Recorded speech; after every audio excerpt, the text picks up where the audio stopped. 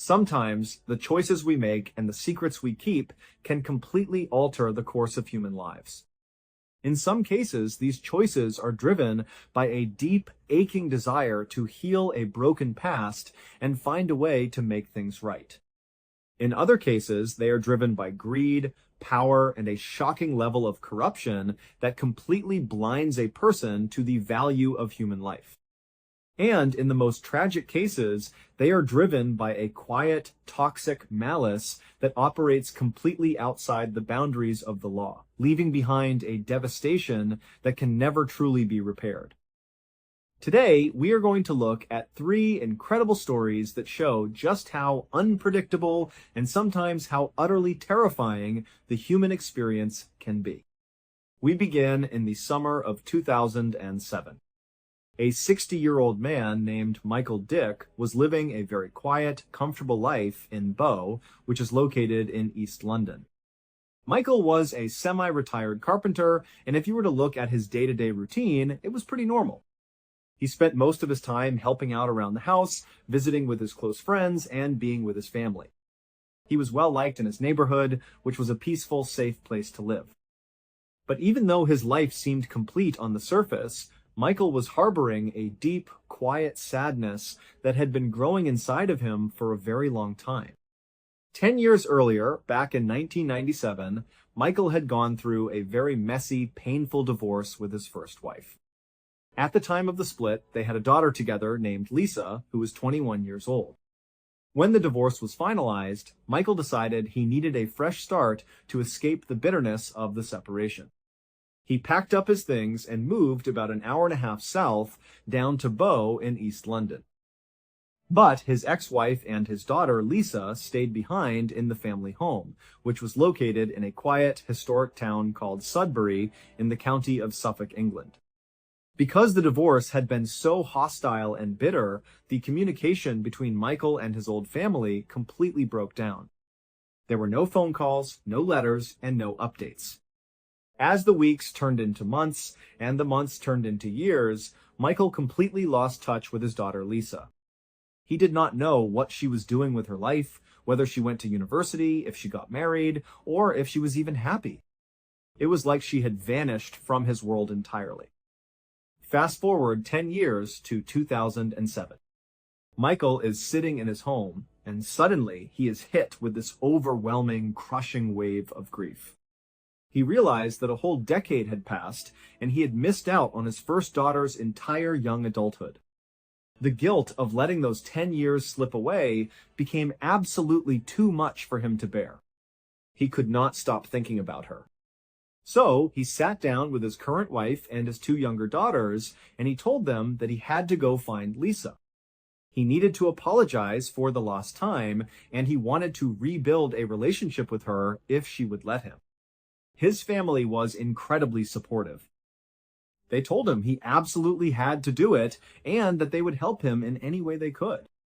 But the problem was, Michael had absolutely no idea where Lisa was. He did not have her phone number, he did not have an email address, and he had no way of contacting his ex-wife to ask for help because they had cut all ties. The only piece of information he had was the physical address of the brick house they had lived in 10 years ago in Sudbury. And so, in August of 2007, Michael decided that this old house was going to be his starting point. He got into the car with his 2 younger daughters, and they made the 90-minute drive north to Sudbury. When they arrived, Michael navigated through the familiar streets until he found his old neighborhood. It was a beautiful, quiet street lined with classic brick houses on both sides. He slowly drove down the road, his hands gripping the steering wheel tightly, until he spotted his old family home. He pulled the car over, parked right out front, and just sat there for a moment, staring at the front door. His heart was pounding with a mix of hope and sheer anxiety. He stepped out of the car alone, walked up the stone path, took a deep breath, and knocked on the door. After a few moments, the door opened. But the person standing there was not his ex-wife, and it was not Lisa. It was a completely different family who had moved in years after Michael left. Michael politely explained who he was and who he was looking for, but the new owners told him that they had bought the house from someone else and had no idea where the previous occupants had moved. They wished him the best of luck, but they had absolutely no information to give him. Michael thanked them, walked slowly back to his car, and sat in the driver's seat, feeling completely crushed. He looked at his daughters and told them that the trail was completely cold and he did not know what to do next. But his daughters refused to let him give up. They suggested that they just drive around Sudbury for a while. Maybe they would get incredibly lucky and spot Lisa walking down the street, or maybe just seeing the town would spark an idea. So they spent the next couple of hours just aimlessly driving around the streets of Sudbury, looking out the windows and talking about what they should do next. As they drove, they came to the realization that their best bet at finding Lisa was to get some sort of story in the local newspaper. They hoped that if they could get an article published, Lisa, or perhaps someone who knew her, would see it and contact Michael. So they drove to the headquarters of the local paper, the Suffolk Free Press, and went inside. They managed to speak to a reporter and explained Michael's situation. The reporter thought it was a very touching, interesting human interest story and agreed to write a small feature about Michael's search. The reporter, along with a photographer, brought Michael and his two younger daughters outside onto the street. The photographer had them stand together, and he took a picture of them. The reporter told Michael that in the next edition of the paper, which would run in just a few days, they would publish this picture along with a write-up about his search and his contact information. Michael thanked them profusely, feeling a tiny spark of hope. He and his daughters got back in the car and headed back to Bow, East London to wait. Now, what Michael did not know was that at that exact same time, Lisa was actually beginning to think about finding him too. Lisa was now 31 years old, she was married, she had 3 kids of her own, and she had moved out of Sudbury to a neighboring town. She had been talking to her mother and her friends about how she should go about finding her dad because she wanted her kids to have a relationship with him. But like Michael, she did not have his contact information, she did not have his phone number, and when she searched for him on social media, he was not on there. One day in August, Lisa was at her office. She went into the break room to get a drink, and she saw a copy of the Suffolk Free Press sitting on the coffee table. She picked it up and began casually flipping through the pages. Suddenly, she stopped. She saw a picture of herself. In the background of the main photo, she could clearly see herself and her mother walking along the street. She had been in Sudbury just a couple of days earlier to talk to her mom about how to find her dad, and they had walked down that very street. But then Lisa looked at the main subjects of the photo, the people standing in the foreground. It was a middle-aged man and 2 teenage girls. She stared at the man's face and nearly fell off her chair. It was her father, Michael, and her 2 stepsisters, whom she had never met. She looked at the caption for the photo and read the article. It explained that this man was desperately searching for his daughter, Lisa, whom he had not seen in 10 years. Purely by chance, on the only day Lisa had been in Sudbury talking to her mother about finding her father, she had been walking literally 100 feet behind her father and her stepsisters as they were having their picture taken for the newspaper ad. The photographer had captured all of them in the same frame without even realizing it. Lisa immediately read the article, got her father's contact information, and reached out to him. Initially, when Michael answered the phone and Lisa told him who she was and how she found him, he actually thought it was a scam. He did not believe it was actually her. But eventually she convinced him and he drove right back to Sudbury. They had an incredibly emotional reunion, and Michael got to meet his grandchildren for the very first time. Today, they are still a close part of each other's lives, all because of an unbelievable 1 in a million coincidence captured in a single newspaper photograph. That is a story of a long search ending in a beautiful, almost miraculous way. But our next story takes us to a very different part of the world, where a man's search for fame and power led to something incredibly dark and deeply disturbing. If you were to picture the Amazon rainforest in your head, you would probably imagine a dense, green, tropical wilderness filled with exotic animals and winding rivers. And you would be right. That is a very accurate representation of the Amazon. But what a lot of people do not know is that the Amazon rainforest is also home to a massive, bustling city. It is called Manaus, and it sits right in the middle of the rainforest, right along the banks of the Amazon River. Manaus is a city of extremes, and unfortunately, it happens to be one of the most violent places in the entire world. In Manaus, the drug trade and gang violence are extremely prevalent. All it takes is walking down the wrong street or crossing the wrong person, and you can get shot or stabbed in broad daylight with virtually nothing anyone can do to stop it. The police are often overwhelmed, underfunded, and sometimes even complicit in the chaos. In 1989, a 31-year-old former police officer named Wallace Souza decided that he wanted to do something about the state of his hometown. He wanted to make a television show that would show people what it was actually like to live in Manaus. Now, there were other crime shows in Brazil at the time, but they often censored the most graphic content. They would blur out the bodies or avoid showing the true horror of the crime scenes. Wallace decided he was not going to do that. He felt that the only way to expose the harsh reality of life in Manaus was to show everything without any filter. So, that year, he launched a show called Canal Livre, which translates to Free Channel. True to his word, there was absolutely no filter on what went on the air. The show was shocking, raw, and incredibly graphic. Viewers were given a front row seat to freshly murdered victims, lying in the road, slumped over chairs in restaurants, or dead behind the steering wheels of their cars. The cameramen would zoom in on the fatal injuries, the blood spatter, and the faces of the deceased. They would show the grieving family members crying out in pain, completely raw and unedited. But in between these very dark, violent segments about gang killings and drug deals gone wrong, Canal Livre also had a much lighter, almost bizarre side. They would bring on local artists to talk about their work, or they would focus on down-on-their-luck families that needed help, using the show to raise money for them. And then, for seemingly no reason at all, there was a recurring segment where a puppet character would get into physical fights with a man selling bread. It was a totally strange, chaotic spectacle, and the people of Manaus absolutely loved it.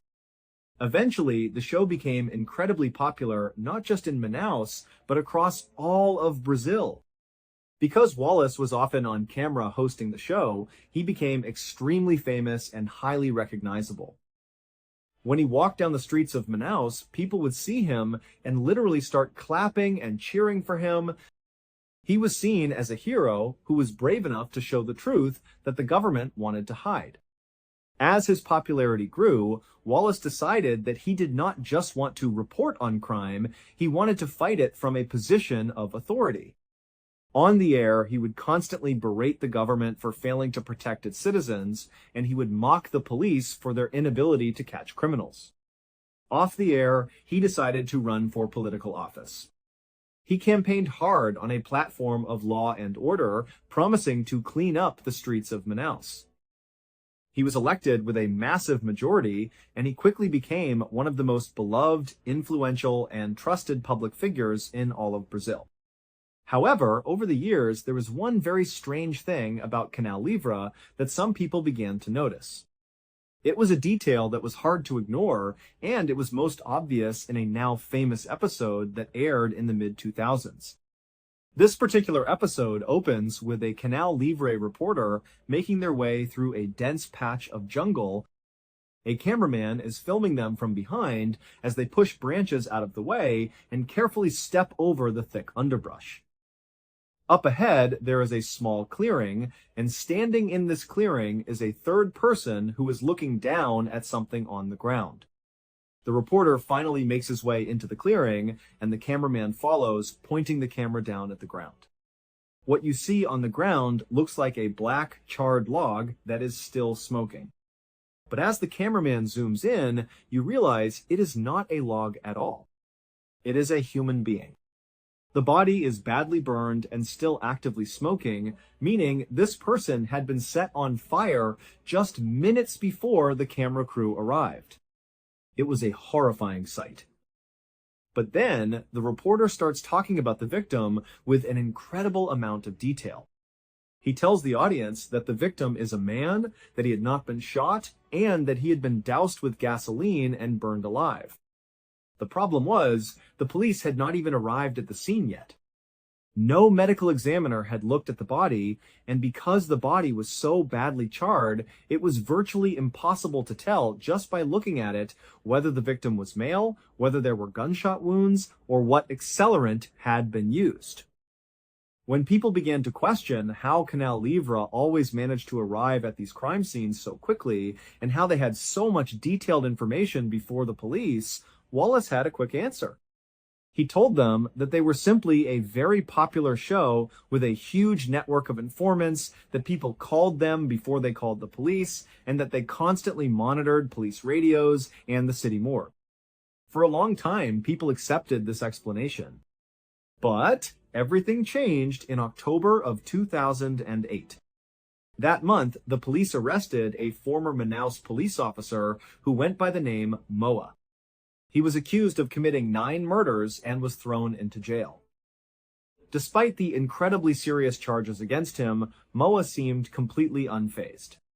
He acted like a man who knew he had powerful connections on the outside, someone who would step in at any moment and get him out of prison. But as the weeks went on, nobody came to save Moa. He just continued to sit in his cell, and eventually the reality of his situation began to sink in. He realized he had been abandoned. So he decided to start talking, and the story he told would shock the entire nation of Brazil. Moa admitted to the police that he had killed several people. But then he said that he was just a hitman. He claimed that the person who was hiring him to commit these murders was none other than Wallace Souza. The police began a massive, secret investigation. What they discovered was absolutely mind-blowing. It turned out that Wallace Souza had started Canal Livre with good intentions, but as the show became massively popular, it gave him an immense amount of power and influence. And that power corrupted him completely. Wallace had secretly formed his own powerful drug cartel. In order to protect his drug territory, eliminate his rivals, and boost his television show's ratings, Wallace had started hiring hitmen like Moa to assassinate rival gang members. Wallace would tell the hitmen exactly who to kill, where to do it, and at what exact time. Once the hit was planned, Wallace would coordinate with his news producers. He would send his camera crews to the exact location of the planned murder, timing it so they would arrive either right as the crime was happening or immediately after. This allowed Canal Livre to get the absolute most graphic, exclusive footage before any other news outlet and long before the police could even secure the scene. They were literally creating the news they were reporting on. It took the police a full year to compile enough evidence, but in October of 2009, they finally charged Wallace Souza with murder, conspiracy, and drug trafficking. Wallace initially went on the run, but he eventually turned himself in, maintaining his innocence and claiming that he was the victim of a political conspiracy. However, Wallace would never stand trial. Before his case could go before a judge, he suffered a massive heart attack and died in prison in 2010. Because of his death, the full extent of his crimes was never fully revealed, and we will never know exactly how many people he had killed for the sake of his television ratings. But investigators were able to prove that at least 3 of the victims shown on Canal Livre had been killed directly on Wallace's orders, including the man who had been burned alive in the jungle. But the story does not end there. The person who paid the ultimate price for exposing this massive conspiracy was Moa, the hitman who had blown the whistle on Wallace. On New Year's Day in 2017, a massive violent prison riot broke out at the facility where Moa was being held. A powerful crime syndicate overran the guards and took control of the prison, and they had a specific list of targets they wanted to eliminate. One of those targets was Moa, whom they viewed as a traitor for cooperating with the police. An angry mob of armed inmates made their way to Moa's cell. When they found him, Moa was pressed flat against the back wall of his cell, as far away from the bars as he could possibly get, pleading for his life. The mob, armed with machetes and knives, began hacking at the cell door, trying to break the lock to get inside and cut him to pieces. But the lock was too strong, and they could not get the door open. Realizing they could not reach him with their blades, they decided to do something else. They reached through the bars with a lighter and set Moa's mattress on fire. The flames quickly spread, filling the tiny cell with thick, toxic smoke and intense heat. With nowhere to run and no way to escape, Moa was trapped. He was burned alive inside his cell, suffering the exact same horrific fate that he and Wallace had inflicted on their victims years before. This is a terrifying example of how greed and a desire for control can lead to absolute horror. But sometimes, control does not come from a drug cartel or a television show. Sometimes it comes from someone you trust completely, someone you consider to be your very best friend. And that brings us to our third and final story, which took place in Sydney, Australia.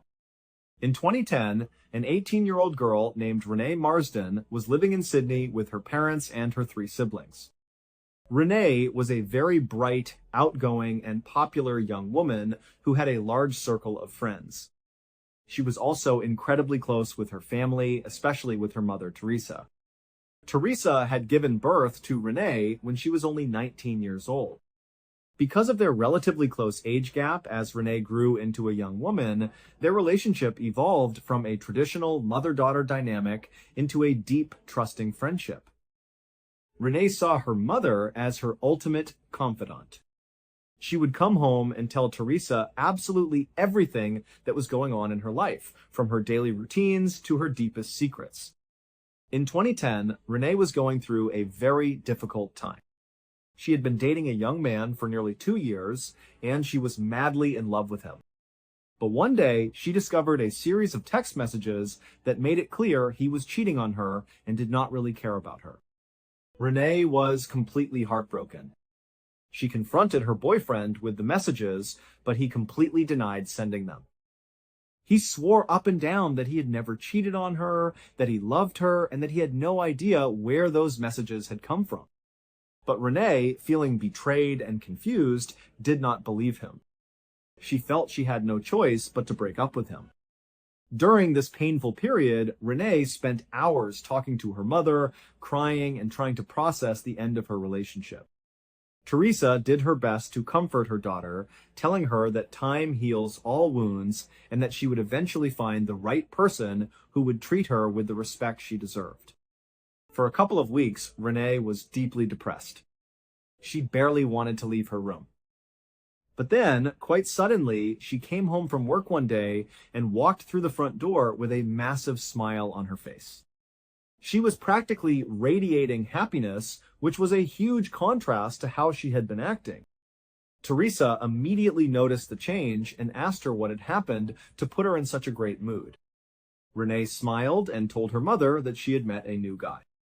Teresa was thrilled to see her daughter happy again, and she eagerly asked who this new person was. Renee explained that his name was Braden Spiteri. He was 23 years old, and he came from a very wealthy, prominent family.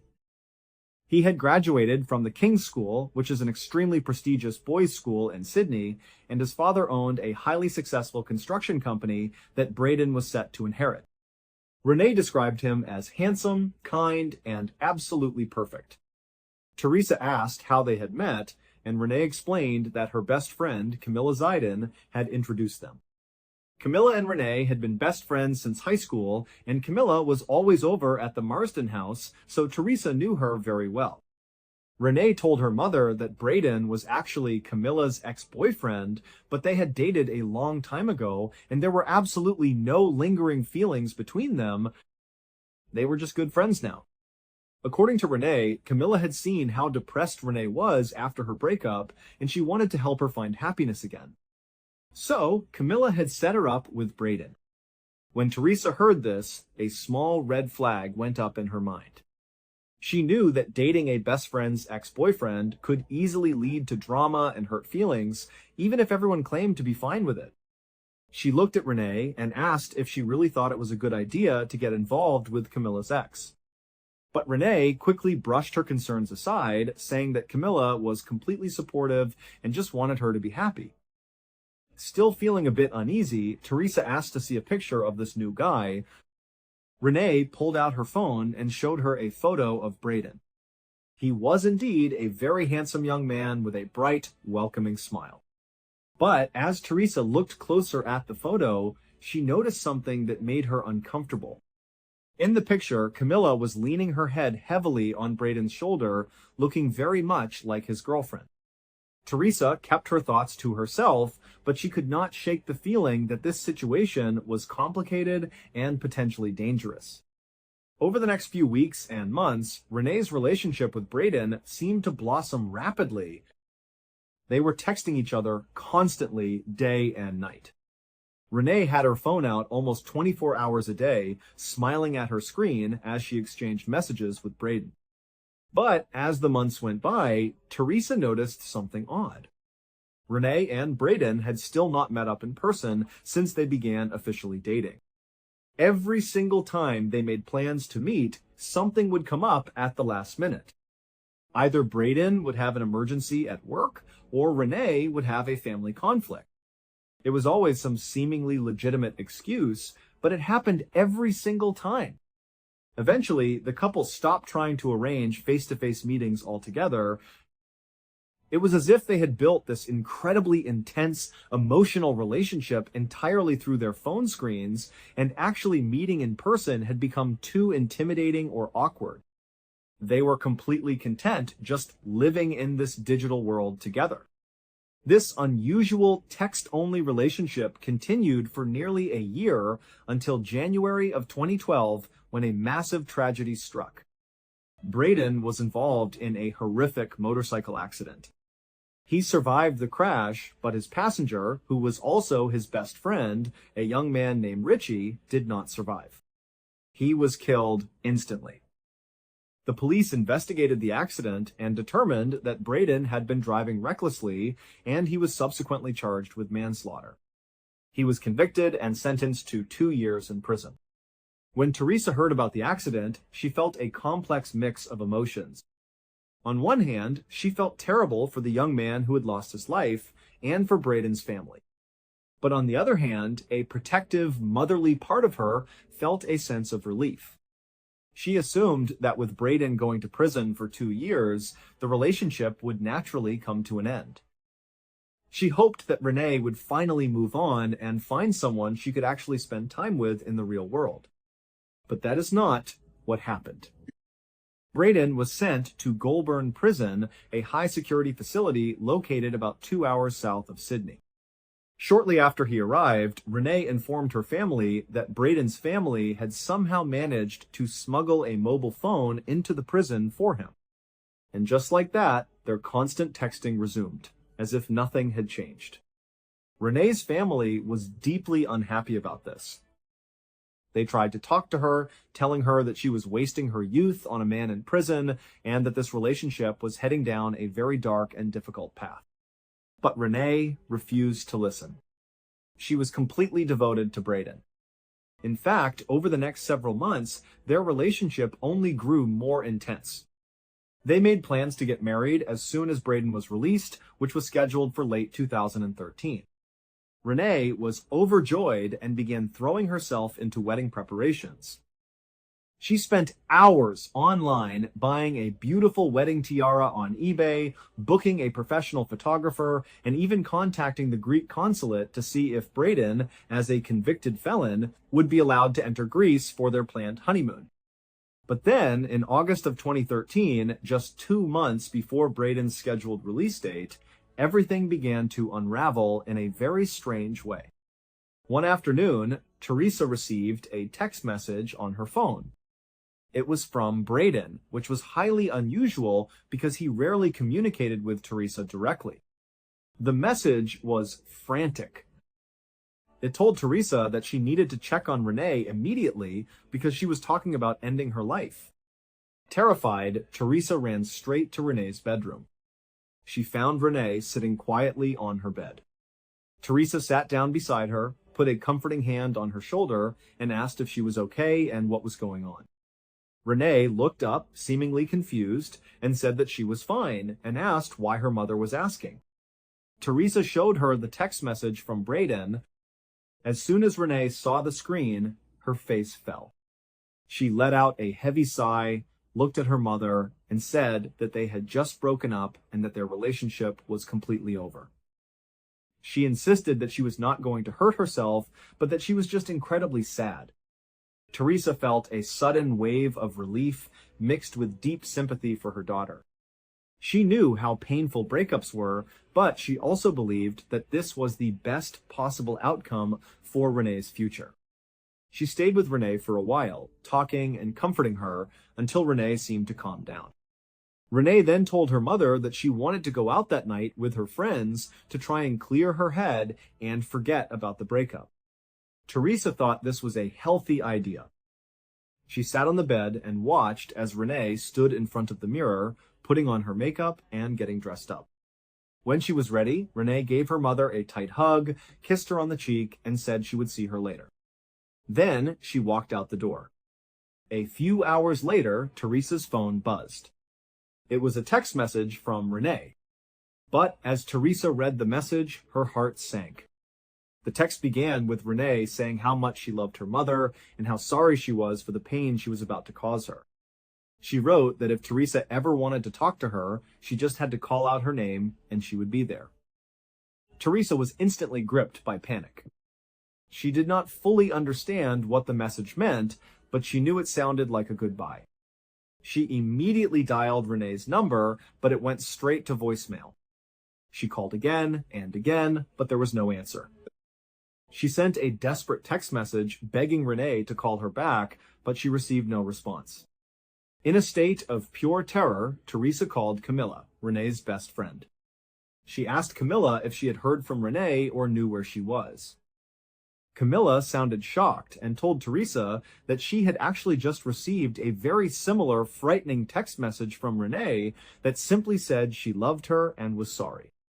The two women decided they had to find her immediately. They met up and spent the next several hours driving frantically all over Sydney, checking every place they thought Renee might go. But there was no sign of her anywhere. Eventually, feeling completely helpless, they drove back to Teresa's house. By this time, Teresa's husband and Renee's siblings were all awake, gathered in the living room, waiting in agonizing silence for any news. At around 9:30 that night, there was a loud knock on the front door. Teresa ran to open it, hoping it was Renee. But instead, she was met by two police officers. The officers explained that they had found Renee's car parked in an unauthorized area, but she was not inside or anywhere near the vehicle. They had come to the family home to see if they knew where she was. When the family explained these suicidal text messages, the officers' faces grew grave. Without hesitating, Teresa and her husband ran to their car and drove straight to the location where the police had found Renee's vehicle. The car was parked in a beautiful but notorious area of Sydney known as the Gap. The Gap is a famous peninsula characterized by steep sandstone cliffs that drop directly into the churning ocean below. It is a place of incredible natural beauty, but it is also tragically well known as a site where many people go to end their lives. When the parents arrived, they rushed to Renee's car and searched it, but it was empty. They began running up and down the paved walking paths that lined the edge of the cliffs, calling out Renee's name into the dark, windy night. But there was no answer, only the sound of the waves crashing against the rocks far below. As Teresa searched, she climbed up to one of the highest lookout points on the cliff. There, on the ground, right in front of the safety fence designed to keep people away from the edge, she found something that shattered her heart. Placed neatly side by side on the gravel were Renee's flat black shoes. The police conducted an extensive search of the cliffs and the water below that night, but because of the darkness and the rough sea conditions, they could find no sign of Renee. The following day, investigators located a security camera that was positioned to monitor that specific section of the gap. They pulled the footage from the previous night and began to watch. On the video, they saw Renee.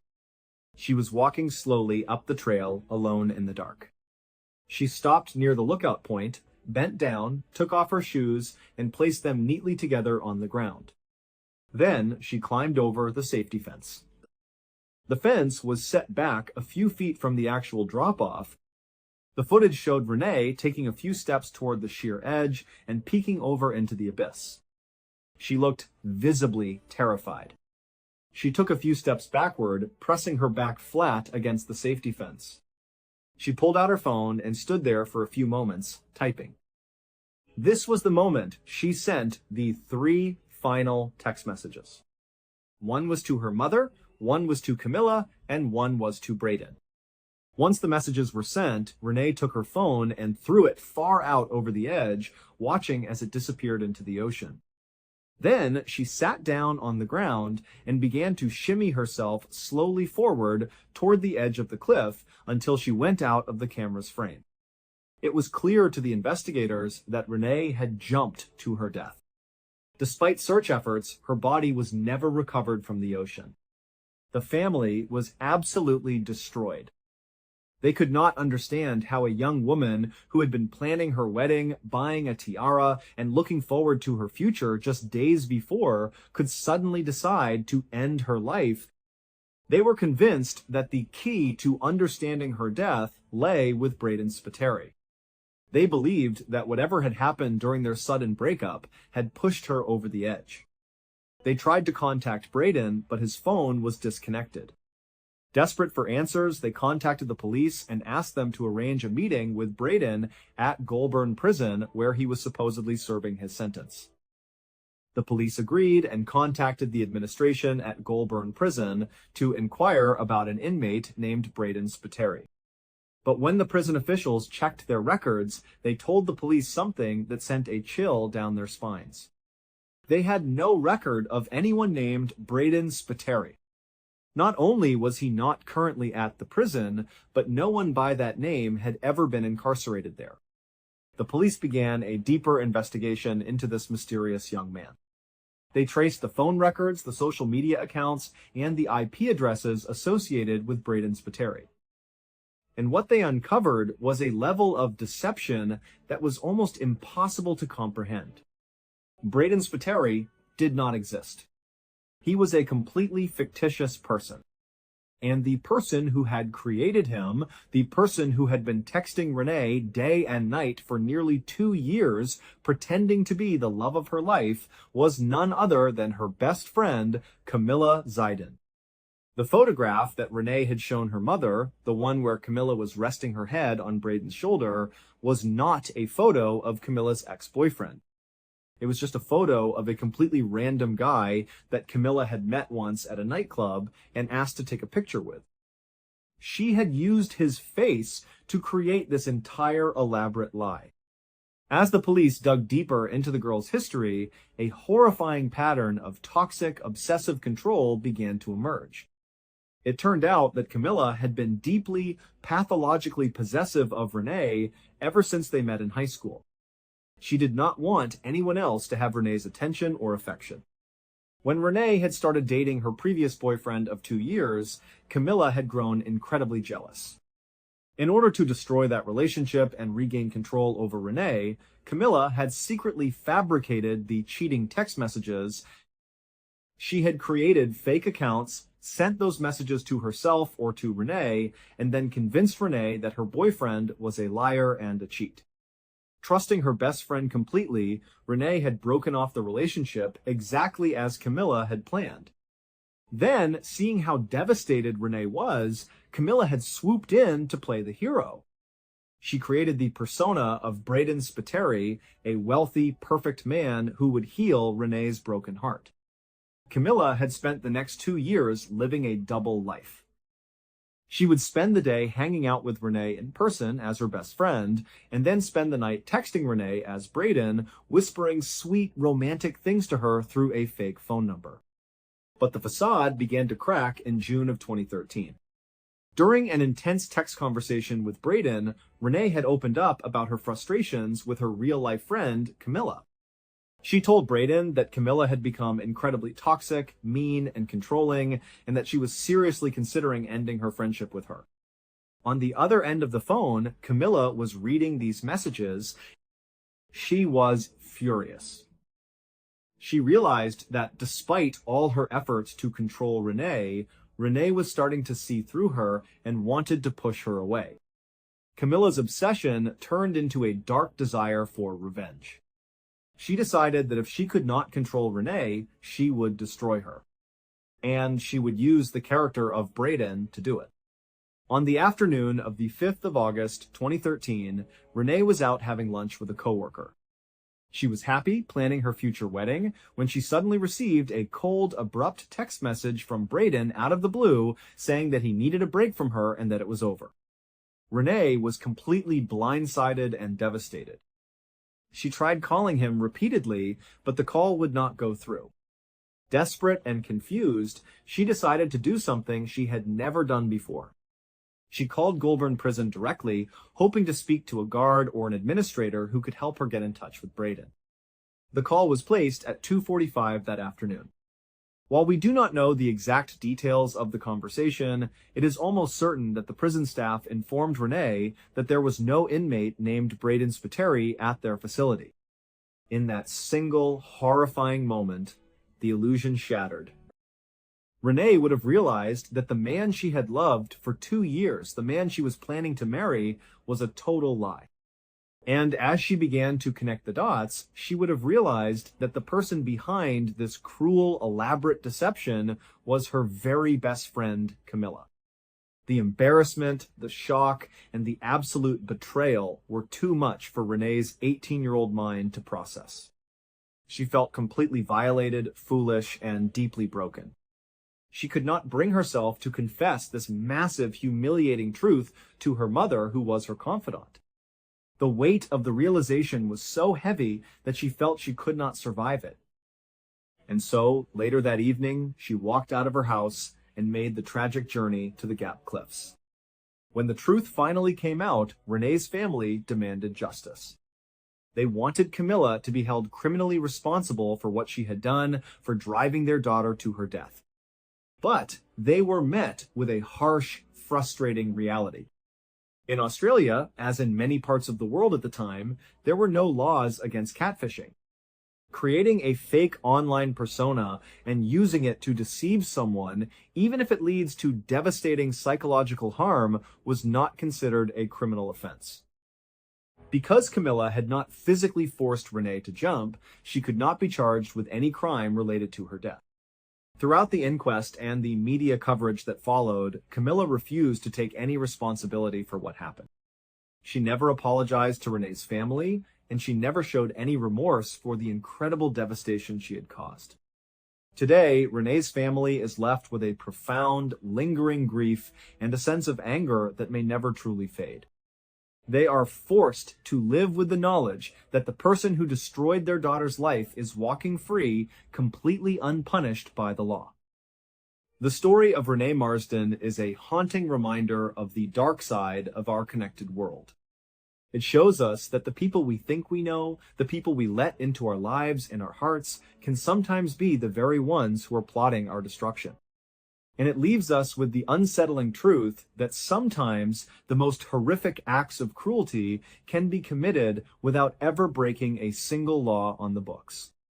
These 3 stories, from the miraculous reunion of Michael and Lisa, to the bloody, corrupt empire of Wallace Sousa, and finally to the tragic digital betrayal of Renee Marsden, show us the incredible spectrum of human behavior. They remind us of the power of our actions, the weight of the choices we make, and the enduring, sometimes devastating consequences that follow them. And the 3rd story is the one that people still debate to this day. Because depending on your perspective, it might not even be considered a crime. Let me know your thoughts in the comments, and if you're not ready to stop, there's another story waiting for you right now. There is a very common saying that curiosity killed the cat. But in the real world, curiosity and desperate necessity can lead humans into places they have no business being. Today, we are going to look at three completely different places on our planet where humanity has drawn a very clear line in the sand. These are places marked by warning signs, towering fences, or terrifying reputations where people are told in no uncertain terms that if they cross this boundary, they are stepping into a realm where they are no longer at the top of the food chain. In these places, the dangers are not just environmental. They are living, breathing entities or mysterious physical forces that can swallow a person whole without leaving a single trace behind. Yet, whether it is for the taste of forbidden fruit, the thrill of exploring the unknown deep, or simply the desperate need to feed a family in the face of crushing poverty, people still cross those lines. When they do, the results are almost always devastating. To understand this first story, we have to travel off the coast of mainland Southeast Asia, out into the vast blue waters of the Indian and Pacific Oceans. Here lies the country of Indonesia, which is actually the largest archipelago in the entire world. It is made up of 17,508 individual islands. To give you some perspective on just how massive this area is, if you were to measure from the westernmost point of the very first island to the easternmost point of the last island, it would stretch for 5,000 kilometers right across the equator. Many of these islands are incredibly tiny, completely uninhabited, and they look totally unremarkable from a distance. If you were looking at one particular island, located about 2,500 kilometers north of Australia, you might think it is just another beautiful tropical escape. But this island holds a very dark and dangerous secret. On this island, there are about 2,000 people living in small, isolated communities. These people are the direct descendants of former convicts who were exiled to this remote spot generations ago. And they have to share their home with a predator that is endemic to this specific island. This predator is a direct descendant of flesh-eating dinosaurs. This creature can grow up to 10 feet long and can weigh as much as 350 pounds. It has a sensory system that is so incredibly developed that it can taste blood in the air from up to 9 kilometers away.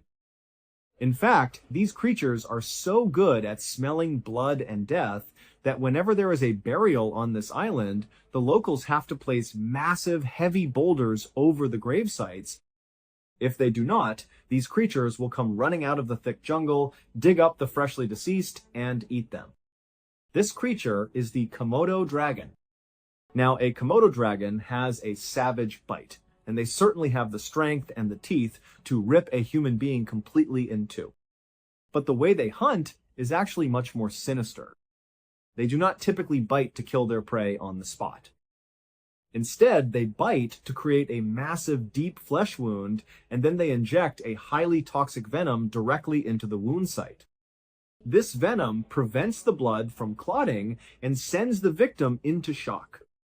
This clever and terrifying adaptation allows the Komodo dragon to avoid expending a ton of energy chasing down their prey. They basically just bite you once, poison you, and then they walk away. They will follow you at a distance, waiting for up to 24 hours for you to slowly weaken and die, and then they will close in and eat you.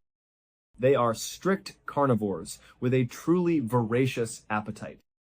A single Komodo dragon can eat up to 80% of its own body weight in a single day.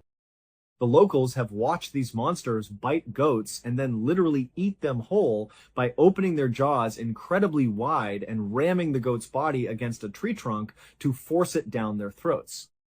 But when goats, sheep, and wild buffalo are not enough to satisfy their constant hunger, these dragons will start eating each other. Cannibalism is so common among Komodo dragons that their young actually spend the first 4 years of their lives hiding high up in the trees. They do this because if an adult Komodo dragon, even their own parent, spots them on the ground, they will be eaten immediately. On top of all of this, these creatures can climb trees, run incredibly fast, and swim faster than any human can. This is their kingdom, and it is called Komodo Island. Back in 2009, a 31-year-old local fisherman named Muhammad Anwar was living on this island. He had grown up there, so he was highly aware of the dangers. He knew the rules, and he knew where not to go. But on this particular day, Muhammad wanted some fruit. Normally, he would just walk outside of his house and pick some of the apples that grew nearby. But for a long time, he had been tantalized by the sugar apple trees that grew inside a heavily fenced-off section of the island. This area was known by the locals as the Forbidden Section. This section was, of course, teeming with Komodo dragons, and as a result, the locals basically fenced it off and said, "We do not go over there, and they do not come over here." But Muhammad had always wanted those sugar apples. He had grown up here and had never got to have one. So, on this day, for whatever reason, he decided, today is the day I am going to get one. He went over to the fence and looked out. There was some fairly tall grass, so he could not see what was on the immediate other side of this fence, but it was pretty open and he could see the trees in the distance. After looking around and feeling like the coast was clear, he hopped the fence and ran out to the sugar apple tree. But what Muhammad did not realize was that his neighbor, Teresa Tawa, was outside and happened to look over at him right as he hopped the fence into the forbidden section. Teresa ran over to the fence and yelled to him to come back, but he did not hear her. So she stood at the fence looking out, scanning the area herself to see if there were any Komodo dragons out there.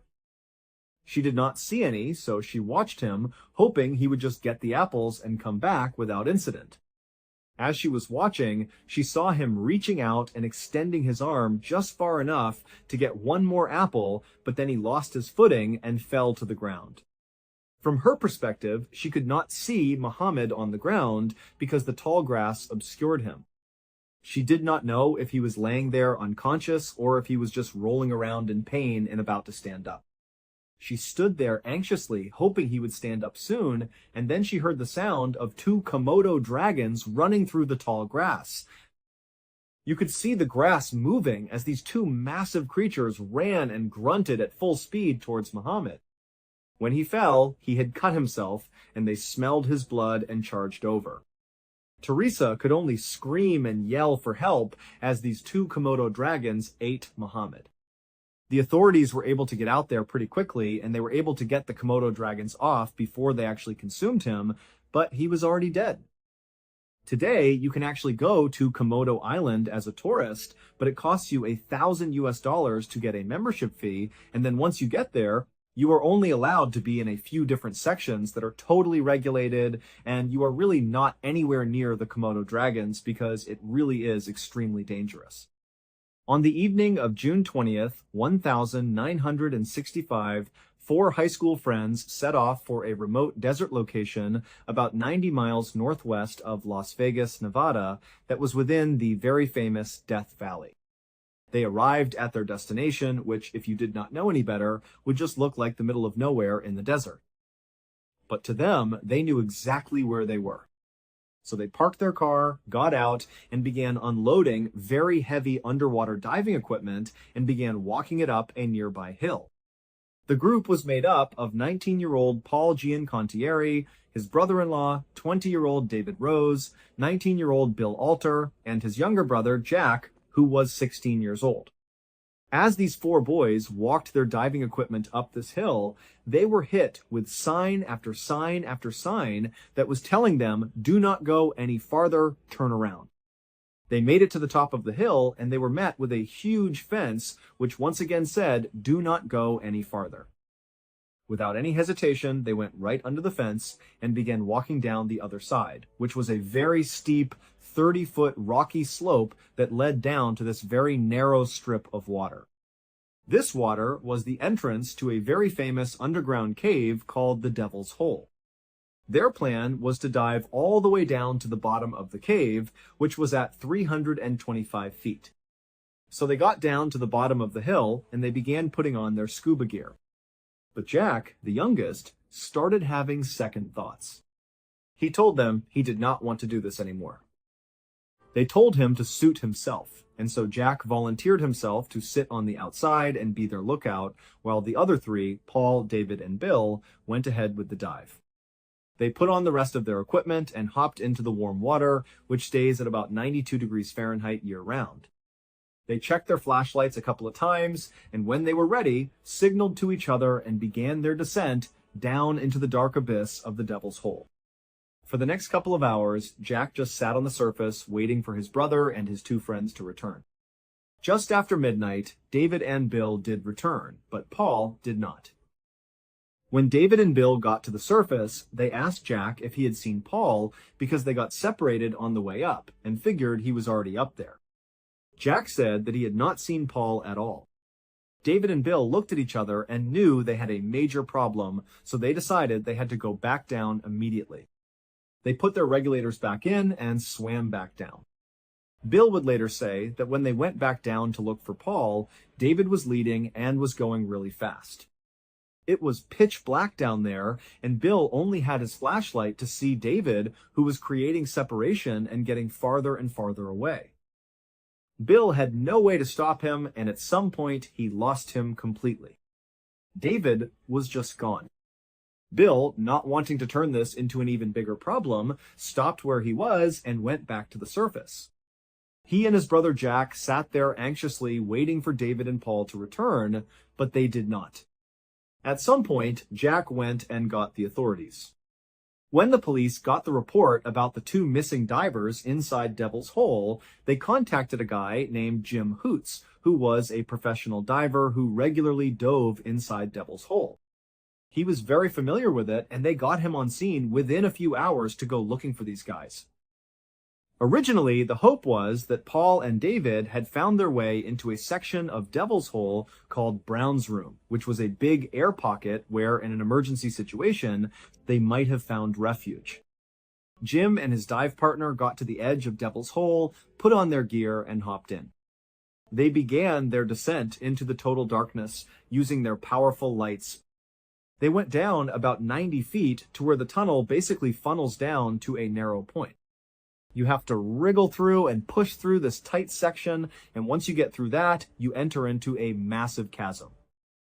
If you shine your light in any direction, the walls are so far away that it looks like you are shining a light into infinity.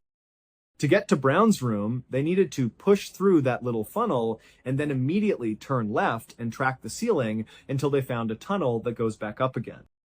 That tunnel is very tight and claustrophobia-inducing, but if you take it 90 feet back up, you get to Brown's room. Jim and his partner made their way up this tunnel and got to the air pocket, but there were no divers there. So they went back down through the tunnel and into that huge chasm. They knew that if the boys were not in the air pocket, they were going to go down further to see if they could find them on the lower ledge. The lower ledge was a rocky outcropping about halfway down to the bottom of the cave. It was a natural break point before you went to the bottom.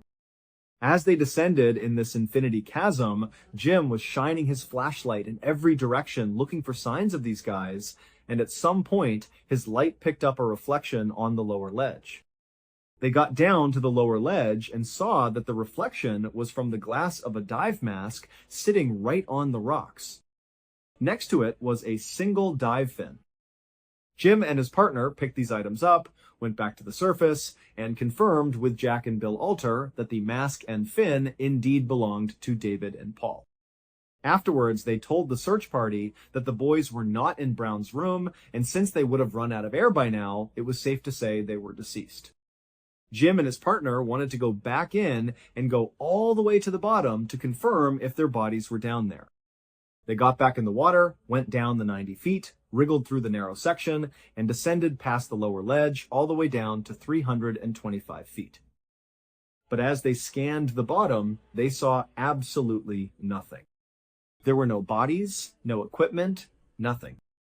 It was at this point that Jim noticed a little hole in the bottom of the cave floor, barely big enough for a full-size person with tanks to fit through. When he got to the edge, he felt a strong current pulling his legs down into this hole. It was like a drain on a bathtub when the plug is pulled. Jim and his dive buddy pushed themselves back to avoid getting sucked in, and Jim pulled out a weighted piece of string that was 932 feet long. He let this line go inside of this hole, and it went all the way down to 932 feet without touching any surface, meaning the hole was at least that deep. Jim pulled his line back up, looked at his partner, and they both decided not to go down there. They knew that if they went in, the current was so strong they would never get back out. They went back to the surface and explained that the divers had likely developed nitrogen narcosis, got disoriented in a drunken state, and were pulled into this hole by the suction before they could stop themselves. To this day, their bodies have never been found, and scientists still do not know how deep that hole is. But in 2012, an earthquake in Mexico, 2,000 miles away from Devil's Hole, caused a tsunami to come through Devil's Hole. Scientists believe that hole leads to an underground ocean that connects to other parts of the world as far away as 2,000 miles. Today, diving is still strictly forbidden inside Devil's Hole. Pearly Beach is a beautiful little beach town in South Africa that is very popular amongst tourists. There is lots of snorkeling, whale watching, and horseback riding on the beach. But behind this beautiful vacation town, down a bumpy access road going inland, you come to an unmarked settlement called Oluxalweni. This place is the exact opposite of a vacation resort. Basically, everyone there is completely impoverished. Beyond some seasonal cleaning jobs and the occasional gardening job, there is virtually no work in that area. As a result of this crushing poverty, the men in this town have had to take on one of the most dangerous jobs in the world. It is called abalone poaching. Abalone are a very rare type of shellfish that are illegal to be captured and sold, but there is a booming illicit market for them, with the primary customers being the Chinese, who view eating abalone as a status food. Abalone can only be harvested by hand, and one of the very few places you can find them is on Dyer Island, which is 3 kilometers off the coast of Pearly Beach. So the men of Oluxalweni have become the primary labor force to go collect these shellfish for this illegal trade. On a really good night, these poachers will come back and make the equivalent of a couple hundred US, and they will use that money to support their entire family. This is the one thing that generates money in their community, so the young men are willing to take the ultimate risk. You are probably wondering what makes this particular job one of the most dangerous in the world. Well, it has nothing to do with the actual act of removing the abalone. It is the creature that lurks below you the whole time you are in the water. In the early morning hours of September 3rd, 2017, a group of poachers met on Pearly Beach to make their way out to Dyer Island. Because they are so poor, they do not have the money to rent a boat, so they swim the 3 kilometers out there. It takes them about 3 hours to swim out. Then they stay there for 3 hours, going down on a breath hold over and over again, pulling abalones off the reef, and then they swim 3 hours back. This particular day, they were pulling up their wetsuits, chatting nervously, and trying not to talk about the sharks. One of the men was 34-year-old Zalela, who had taken a break from poaching because of the danger, but he had just found out his wife was pregnant and needed the extra cash. South Africa is home to the largest population of great white sharks in the world, and there is a stretch of water between Dyer Island and Pearly Beach called Shark Alley, which has the highest concentration of great whites on the planet. So every time they made this trip, they had to swim over Shark Alley, harvest abalone right where the sharks hunt for seals, and then swim back. That morning, Zalela and the other poachers made it out past the breakers and headed out to a stretch of kelp that covered the first third of their trip. They stayed in this kelp field because they believed the sharks did not like to go in there. But at some point, they reached the end of the kelp, and what lay ahead was the open water swim to Dyer Island. This was the most dangerous part. Zalela was the first person to enter the open water. The way they did this was by intentionally spacing themselves out by a couple of meters so that if one of them was attacked, the others would have a chance to swim away. As they swam, they would constantly look around and count the people they were with because these shark attacks often happened silently from below. The second swimmer was swimming along, counting heads, and suddenly realized that Zalela was missing. He yelled for the others to stop. As they looked around, Zalela re-emerged in the mouth of a massive great white shark that was violently shaking him side to side. Zalela was screaming out, and the other poachers, knowing they could not do anything to help him, turned and swam back to the kelp as fast as they could. Behind them, they heard his final screams and the violent thrashing of the water. Once the survivors made it back into the thick kelp field, one of them pulled out a cell phone wrapped in rubber and called a local poaching boat. They did not call the police or the Coast Guard because they could not risk being arrested and losing their livelihood. The boat came and scooped them up, and they were able to recover Zalela's remains from the surface to bring them back for a funeral. According to police reports, only 5 poachers have been killed by sharks there in 2 decades. But the locals say that count is not even close to accurate. Because they never report these attacks to the police, they believe the actual number is closer to 2 or 3 dozen deaths. When interviewed, the poachers say that whenever there is an attack, they will take a week or 2 off, but then they go right back in the water. Poverty gives them no other choice. This harsh reality shows the desperate lengths to which people will go when they are pushed to the brink of survival, knowing that every single dive could be their very last. They must put their fears aside and face the ocean's greatest monsters simply to put food on the table for their families, creating a never-ending cycle of danger and tragic loss. When we look at these 3 stories, we are forced to confront the absolute fragility of human life in the face of nature's most extreme environments and predators. On Komodo Island, the line is a physical fence that separates human communities from the domain of the venomous, flesh-eating descendants of dinosaurs. In the depths of Devil's Hole, the boundary is a chain-link fence and a steep rock face, warning divers of an endless water-filled chasm and an invisible, deadly current. And on the beaches of South Africa, the line is the edge of a protective kelp forest, beyond which lies an open channel swarming with the world's most concentrated population of great white sharks. In all 3 cases, these boundaries are set up to protect people, to keep them safe from forces they cannot control. But human desire, curiosity, and sheer desperation are incredibly powerful motivators that can easily override the fear of death.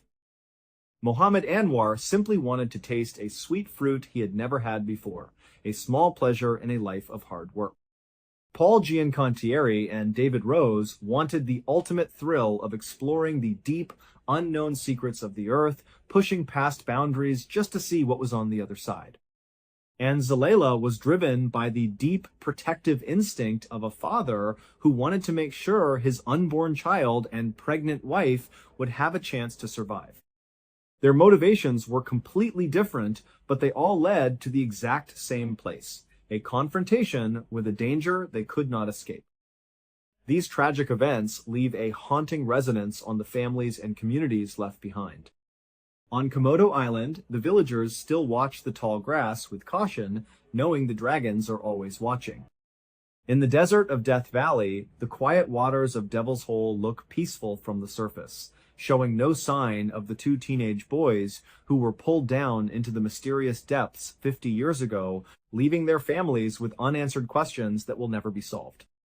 And in the impoverished settlement of Oluxulwani, the young men continue to prepare for their dangerous swims, knowing the risks, but having no other way to survive.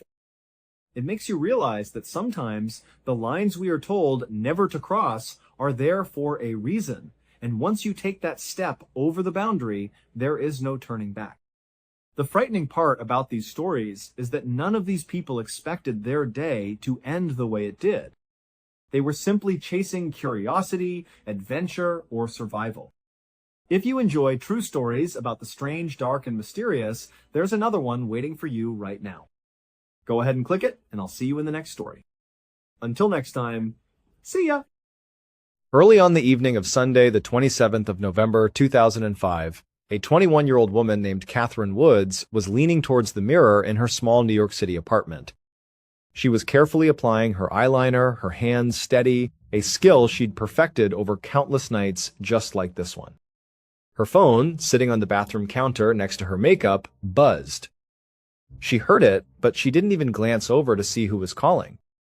She just didn't have the time. Her shift started at 7, and she couldn't afford to be late. Catherine had moved to the city from Ohio 3 years earlier. She had that big, bright dream that pulls so many people to New York. She wanted to be a dancer on Broadway.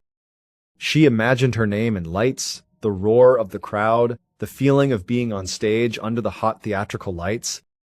But New York City is an expensive place to have a dream.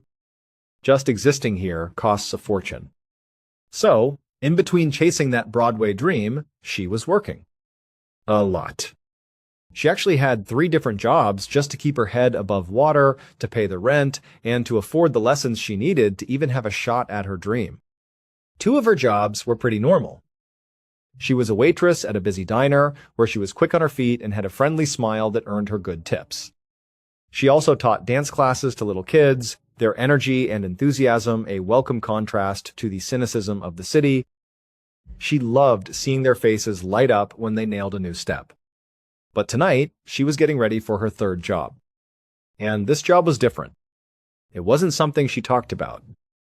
In fact, she was deeply embarrassed by it, and she kept it a secret from almost everyone she knew, especially her family back in Ohio. Her 3rd job was at a place near Times Square called Flash Dancers. She was a topless dancer. Catherine really, truly hated the work. The leering eyes, the fake smiles she had to put on, the way it made her feel. But the money was good. It was really good. And that money was the fuel for her dream. It paid for the expensive voice lessons and the advanced dance classes that were essential if she was ever going to make it to Broadway. She lived in Manhattan, the most expensive borough in an already incredibly expensive city. She knew she could save a lot of money if she moved to a cheaper neighborhood in a different borough like Queens or Brooklyn. And when she had first arrived in New York, that's exactly what she'd done. She'd found a small place in a less expensive area, thinking she was being smart and practical. But that practicality had come at a terrifying cost. Her landlord there had sexually assaulted her. The experience was so traumatic, so violating, that it nearly broke her. For a while, she seriously considered just giving up, packing her bags, and moving back home to Ohio, leaving the city and her dream behind forever. It felt like the city itself had chewed her up and spit her out. But in the end, after a lot of soul-searching, she decided to stay. She was a fighter. She wasn't going to let one horrible man destroy everything she had worked for. But she did make a change. She moved. She found her current apartment in a much safer part of Manhattan, where she felt she could walk down the street at night without constantly looking over her shoulder. To help with the much higher rent, she got a roommate. His name was David Hahn. He was 23, and he was a familiar face from back home in Ohio, a little piece of her old life in this new, overwhelming city. At this very moment, as Catherine was finishing her makeup, David wasn't in the apartment. He'd gone downstairs a few minutes ago to get his car, which was parked a few blocks away. He was going to drive her to her shift at the club. Catherine finished with her eyeliner, satisfied with the clean, sharp line. She left the bathroom and walked through the small living room. On the floor, a black dog was sleeping soundly. She had to step carefully over it. The dog wasn't hers, and it wasn't David's either. David was a part-time dog sitter. It was one of the many side jobs he juggled to make ends meet, just like her. This particular dog was just staying with them for a few days while its owners were out of town. When David wasn't dog sitting, he worked as a doorman at a fancy hotel just up the street from their apartment building. Catherine and David had a history that was a bit complicated. They had actually been a couple at one point. They dated for a little while after he followed her to New York. But these days, they were just friends, just roommates, splitting the bills to survive in the city. Although, if Catherine was being honest with herself, she sometimes wondered if they should give it another shot. Just a few days ago had been Thanksgiving. Instead of making the long trip back to Ohio like she usually did, she had stayed in New York and celebrated with David. Just the two of them. And it had been really nice. It felt comfortable, easy, like coming home. A big part of what she appreciated about him was that he knew about her job at Flash Dancers. He was one of the very few people who did, and he didn't judge her for it. He understood why she was doing it, and that lack of judgment was a rare and precious thing. But there was one major hurdle she could see if they were to ever get back together. It was David's attitude towards other men in her life.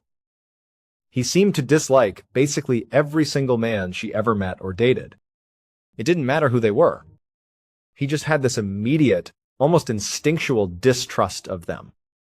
Now, with some of the guys, she could kind of see his point. There was a guy named Joe she had dated for a short time. She had met him at the strip club. He was a customer. David had been very clear that he thought Joe was bad news. And in hindsight, he was probably right. But then there were other guys, like Paul. Paul was a personal trainer at her gym. She'd gone on a few dates with him, but it was nothing serious. They were more like friends who spoke on the phone every now and then. Paul had always been perfectly nice to David, polite and friendly whenever he saw him. But David still insisted that Paul was a creep. He just had a bad feeling about him. For now, though, Catherine pushed those thoughts aside. She didn't have time to sort out her entire romantic life. She just needed to get dressed and get downstairs before David started wondering where she was. She went into her bedroom, and that's when she heard it. The dog in the living room suddenly started barking. It wasn't a playful bark. It was sharp, insistent, like it was barking at something or someone. Curious, Catherine walked out of her bedroom to see what was going on. A little while later, David Hahn was walking quickly along the sidewalk, his breath misting in the cool November air. He was heading to his car, parked several blocks away from the apartment. He was already feeling a bit rushed. He finally reached the car, jumped in, and started the engine. He drove back towards his building, navigating the busy Sunday evening traffic. As he pulled up to the curb in front of his apartment, he took out his phone and called Catherine. He expected her to answer right away, to say she was on her way down. But the call went straight to voicemail. That was odd. He tried again. Voicemail again? He sighed, a little annoyed, and put his hazard lights on. He got out of the car and headed into the building to go get her. He took the stairs 2 at a time up to the second floor. As he turned down the hallway towards his apartment, he saw something that made him stop dead in his tracks. There, standing right in the middle of the shared hallway, was the black dog he was supposed to be dog-sitting. Somehow, it had gotten out of the apartment. David just stared for a second, totally confused. Then he realized there was someone else there. His neighbor, a man named Brad Stewart, was standing right behind the dog. Brad was holding a leash, and it was clipped onto the dog's collar. Brad looked a bit surprised to see David, and David was just trying to process what was happening. Why did his neighbor have the dog on a leash in the hallway? Brad spoke first. He explained that he'd been coming up the stairs and had found the dog just wandering around by itself. He said he recognized it as David's dog, so he'd brought it back to their door. Brad said he had just knocked, but nobody had answered. At this point, David understood why Brad had the dog, but the bigger question was still unanswered. How did the dog get out in the first place? He didn't ask, though. He just thanked Brad, took the leash, and stepped over to the door of his apartment, number 2D.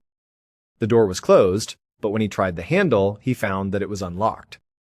He couldn't remember if he'd left it unlocked when he went to get the car. It wasn't something he would normally do. He pushed the door open and called out Catherine's name. There was no answer. Just silence. And that was really weird. She should have been right there, waiting for him. He stepped inside, the dog trailing behind him.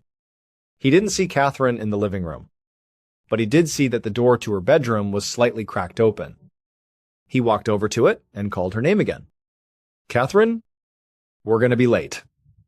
Still nothing. He pushed on her door, expecting it to swing open. But it didn't. It moved maybe a few inches and then stopped hard. He could feel resistance from the other side, like something heavy was on the floor blocking the door from opening. And now, with all these strange little things piling up the dog in the hall, the unlocked door, the silence, the blocked bedroom door, a feeling of serious worry started to wash over him. A surge of adrenaline hit him, and he put his shoulder into the door and shoved it hard. It flew open. He stuck his head inside to see what was blocking it, and when his eyes adjusted to the light, what he saw made him recoil instantly. He pulled back, stumbled out of the room, ran back into the hallway, fumbling for his phone, and called the police. About a half an hour later, around 7:30 in the evening, an NYPD detective named Stephen Getz walked up the stairs of an apartment building in a nice part of Manhattan. This area was known for being extremely safe. Murders just didn't really happen here. But if the 911 call he'd just heard was accurate, he knew a potentially grisly murder scene was waiting for him in apartment 2D. When he got to the second-floor landing, he saw that a few other uniformed NYPD officers were already on the scene. One of them was talking to a young, skinny guy who was standing in the hallway looking completely distraught. The young man was holding a leash, and at the end of it was a black dog that was sitting quietly at his feet. Another officer saw Getz arrive and walked over to brief him. He said the man being interviewed was the victim's roommate, David Hahn. He was the one who had found the body and called 911. The victim, Catherine Woods, was inside the apartment, in the back bedroom. Getz nodded, his face grim, and walked down the hallway, past David and the dog, toward the open door of the apartment. His plan was always the same. He wanted to see the scene for himself before he started questioning anyone. Getz pulled on a pair of disposable rubber gloves and began his initial assessment. He carefully examined the doorframe of the apartment and then the door itself. He was looking for any signs of a break-in, any splintered wood or scratch marks around the lock. He saw nothing. No damage at all. That told him something important right away. Whoever did this either had a key or was let inside. He stepped into the apartment. The small living room was a little bit messy, but it was a lived-in messy, not a violent messy. The futon was pulled out into a bed, and there were some men's clothes strewn about. It just looked like a typical New York City apartment shared by young people. Getz moved slowly through the living room, taking care not to disturb anything. He headed towards the back of the apartment, towards what he assumed was the bedroom where the body was located. The door to the room was open just wide enough for him to slip through. When he stepped inside, the scene changed dramatically. There was blood everywhere. It was spattered on the walls, on the furniture. The room itself looked like a tornado had gone through it. It had been completely torn apart. A dresser drawer was hanging open, and women's clothing was scattered all over the floor. The mattress had been ripped completely off the bed frame and was now lying crookedly on the floor. That's what had been blocking the door from opening. And then, in the middle of all that chaos, in a large pool of blood, lay the body of a young woman. Getz knew from the 911 call that her name was Catherine Woods. He walked over and squatted down next to her for a closer look. She was wearing only a t-shirt and underwear. On the front of her t-shirt, he saw a very clear, distinct shoe print. It looked as if her killer had literally stepped on her chest during or after the attack. There were at least a dozen stab wounds all over her body. He also saw what he immediately recognized as defensive wounds on her hands and her forearms. Little cuts and slices that told him she had fought back hard against her attacker. She had fought for her life. But the worst of her injuries were to her neck. Whoever had killed her had slit her throat with such savage force that they had nearly decapitated her. To Detective Getz, this wasn't a robbery gone wrong. This was personal. This was an attack fueled by an absolute, uncontrollable rage. At that moment, Getz heard footsteps behind him. He stood up and turned around to see that the NYPD forensics team had arrived. The blocked door was making it difficult for people to move in and out of the bedroom, so one of the first things the forensics team did was to carefully pick up the mattress from the floor. They leaned it up against the wall, out of the way, so the bedroom door could now swing open freely. With the team now able to access the room properly, Detective Getz stepped back and let them do their work. He watched as they meticulously documented everything. He saw them carefully lift the shoe print from the t-shirt Catherine was wearing. Then they found a second, identical shoe print on her bedsheets, and they collected that one as well. To Getz, both of these prints looked like they came from the exact same shoe. And just by looking at them, he could tell they were made by a man's shoe, probably an average size. This immediately made Detective Getz curious about something. He stepped out of the bedroom and back into the living room. He quickly found a couple of pairs of men's shoes lying on the floor near the futon. He picked one up and looked at the sole. While the tread pattern didn't match the prints he had just seen in the bedroom, the size looked about right. They appeared to be the exact same size. An hour later, at about 8:30 that night, Detective Getz sat down at a metal table inside an interview room at the NYPD's 19th Precinct. He slid a bottle of water across the table to David Hahn, the roommate of the murder victim. And, at that moment, Detective Getz's number one suspect. The facts were simple and damning. There was no sign of forced entry at the apartment, which meant Catherine's killer either had access to the apartment or was led inside by someone who did. The murder weapon was a knife, and the sheer brutality of the attack screamed personal motivation. It felt like a crime of passion. Even though Catherine's bedroom had been completely trashed, nothing of value seemed to have been stolen. And because Catherine had been found partially undressed, a sexual motive was also a strong possibility. So Getz's working theory was that this murder was committed by a man who knew the victim well, had easy access to her home, and possibly had a romantic or sexual connection to her. David Hahn fit that profile perfectly. Plus, he apparently wore the same size shoe as the killer. Although, as Detective Getz settled into his chair and took out his notepad, he did a quick, subtle scan of David's hands and forearms. He saw no visible cuts, no scrapes, no bruises. That was a little strange. Getz figured that a fight as violent as the one Catherine had put up would have almost certainly left a mark on her attacker. But he didn't mention this to David. Instead, he just leaned forward, his expression sympathetic, and asked David to walk him through everything that had happened that day. David's hands were shaking a little as he reached for the water bottle. He took a deep breath to try and calm his nerves. He said he had been at the apartment with Catherine that night until about 6:40. That's when he left to go get his car so he could drive her to her 7 o'clock shift at Flash Dancers. But, he said, getting his car had taken longer than he expected. On the way, he had run into a couple of his coworkers from his doorman job, and he had stopped to chat with them for a few minutes. He said that after he finally got his car and drove back to the apartment, he had expected Catherine to be waiting for him out on the curb. But when he got there, she was nowhere in sight. She didn't answer her phone when he called, so he'd gone inside and run upstairs. In the hallway, he said, he had found his neighbor, Brad, who was for some reason holding the leash of the dog David was supposed to be watching. Then David said he went into the apartment, and that's when he found Catherine's body. He said he called 911 immediately and that it was right around 7 o'clock. As David said this, Getz stopped writing on his notepad and just looked up at him. He could not believe what he was hearing. David was claiming that he was only out of the apartment for 20 minutes, and in that tiny window of time, Catherine had been brutally murdered, and her killer had managed to escape without anyone seeing them. It was, honestly, one of the weakest alibis Getz had ever heard in his career. But he didn't let his skepticism show. He didn't want David to know just how close he was to being arrested, because he didn't want David to shut down and stop talking. So Getz kept his tone very calm and understanding as he asked how long David had known Catherine. David explained that they had met a few years ago back in Ohio while Catherine was home visiting family. They started dating, and he eventually decided to move to New York to be with her. But not long after he arrived, Catherine broke up with him, and she had asked him to move out of the apartment. David said he hadn't been able to afford a place of his own, so he had started sleeping in his car.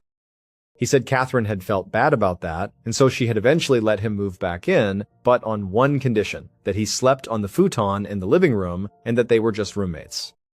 By now, Detective Getz's pen was flying across the page. This new information was a bombshell. David wasn't just Catherine's roommate. He was her ex-boyfriend. A spurned ex-boyfriend who was the last person to see her alive and the first person to find her body. Getz was now more confident than ever that he was sitting across the table from Catherine's killer. He told David that everything he was saying was incredibly helpful, but he said he needed to go check on something really quick. David agreed to wait. As Getz stood up to leave, he stopped at the door and turned back. He asked David one last, seemingly casual question. He asked him what his shoe size was. Without a moment's hesitation, David answered that he wore a 10.5. Getz jotted this down on his notepad, and then he left the room. What he didn't tell David was that the reason he was stepping out was to get some crucial updates from the forensics team and from the uniformed officers who were, at that very moment, questioning David's neighbors. And once Getz had that information, he was going to come back and use it to try to catch David in a lie. About 19 hours later, around 3 p.m. the next day, Detective Getz was sitting at his desk, feeling completely exhausted. He was pounding yet another cup of bitter office coffee. He had been up all night long interrogating David, who was still, at that very moment, sitting in an interrogation room just down the hall. Getz had also been going back and forth with his team, getting updates from forensics and from officers out in the field, and he still had a mountain of paperwork to get through before he could even think about going home to sleep. Right now, he was going over a new batch of reports from the officers who had gone door to door in Catherine and David's apartment building, asking all the neighbors if they had seen or heard anything unusual the night before. And just as Getz had suspected, the information they were getting was starting to poke holes in David's story. David claimed that he had left the apartment at about 6:40, and that at that time, Catherine was perfectly fine. But 2 different neighbors reported hearing screams coming from that apartment well before 6:40. The man who lived in the unit directly above them said he had heard 3 distinct screams at exactly 6:28. And the people who lived in the apartment right next door to them said they'd heard screaming, a dog barking, and the sound of furniture being moved around even earlier, sometime between 5:45 and 6 o'clock. Now, none of these neighbors had called the police or done anything about the noises because the sounds had stopped pretty quickly. In a crowded New York City apartment building, strange noises were a part of life. And then there was Brad Stewart, the neighbor who had found the dog. Brad told police that when he ran into David in the hallway, it was sometime between 6 and 6:30. But David had insisted that he went back up to the apartment and found Catherine's body at about 7 o'clock, a full half-hour later. Now, Getz knew from experience that witnesses were often unreliable when it came to specific times. And in a dense building, it was easy to get noises from different apartments confused. But still, all of these inconsistencies were adding up. It was looking more and more like David's alibi had serious problems. The detective sat back in his chair, took another sip of coffee, and then his phone rang. He picked it up. It was the forensics team, and they had an update on those shoe prints from the crime scene. They had confirmed that the prints on Catherine's t-shirt and on the bedsheets were indeed left by a man's shoe. They were a men's size, 10.5. This was the exact size David wore. Getz thanked them, hung up the phone, and then rushed back to the interrogation room for another chat with David Hahn. This time, though, Getz did not offer him a bottle of water. He just sat down, looked David straight in the eye, and confronted him with all the new evidence. He told David that the killer's shoe prints were exactly his size.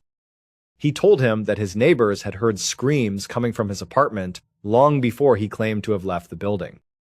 And he told him that Brad Stewart said he'd seen him in the hallway at least half an hour earlier than David had claimed. Getz then leaned in close and played his trump card. He told David that there were security cameras in the apartment building and that his officers were in the process of getting the footage right now.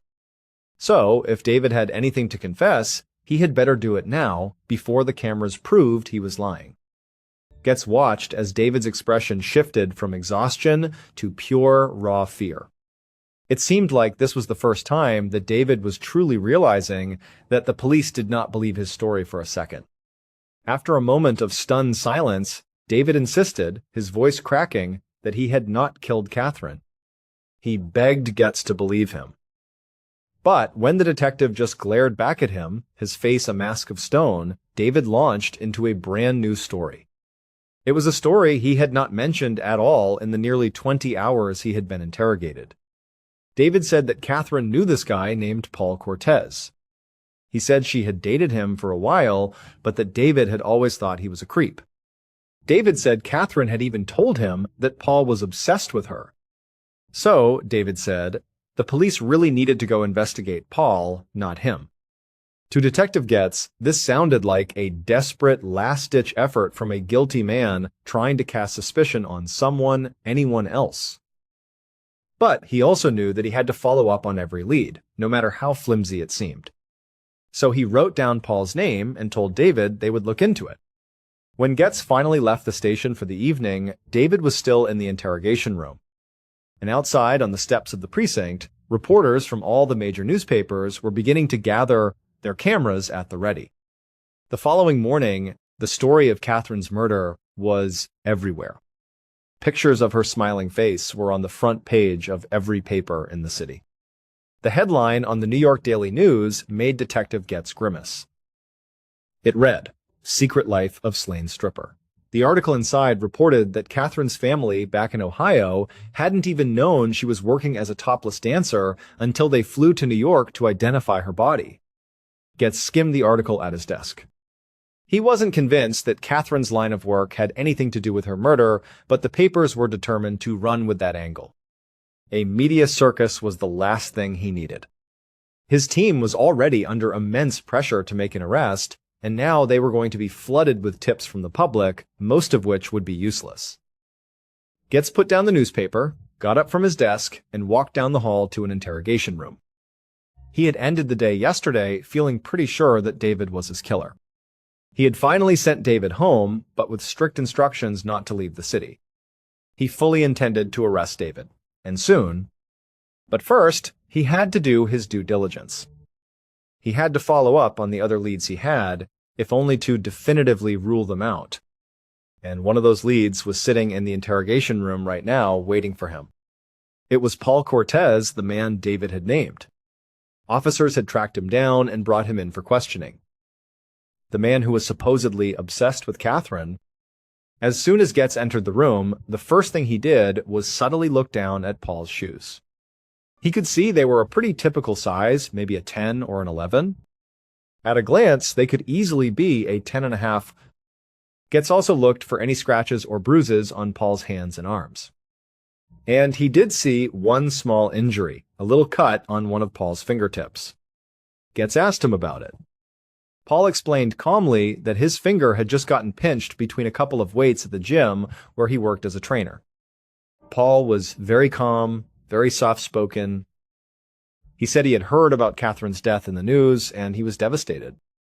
He just wanted to help the investigation in any way he could. When Getz told him that they had gotten his name from David Hahn, Paul just kind of rolled his eyes. He said that David had always been jealous of his relationship with Catherine.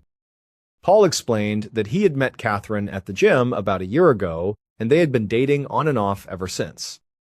He said that at the time of Catherine's death, they were in an off phase, but he still cared about her deeply and had hoped that one day they might get back together for good.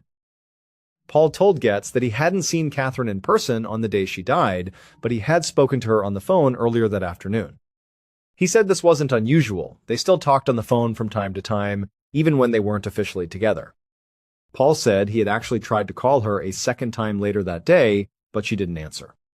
He said he didn't think much of it at the time. Then Paul laid out his alibi for that night. He said he had gone shopping with some friends, and then later he went to a local bar to watch the Jets game, which started around 8:30. Getz made a note to check Paul's alibi. Then he asked Paul if he had any idea who might want to kill Catherine. Paul thought for a moment, and then his eyes seemed to light up, as if he'd just remembered something important. He said there was this other guy, a kind of stalker named Joe. He had been one of Catherine's regular customers at the strip club. He said that months ago, this guy Joe had somehow gotten Catherine's personal phone number and had started contacting her outside of the club. Paul said that around that same time, Catherine had been drugged at work. Someone had slipped a roofie, the date rape drug, into her drink during one of her shifts. Paul said that even though he could never prove it, he had always suspected that it was Joe who had drugged her. He said Catherine had eventually cut off all contact with Joe, but the whole incident had really bothered Paul.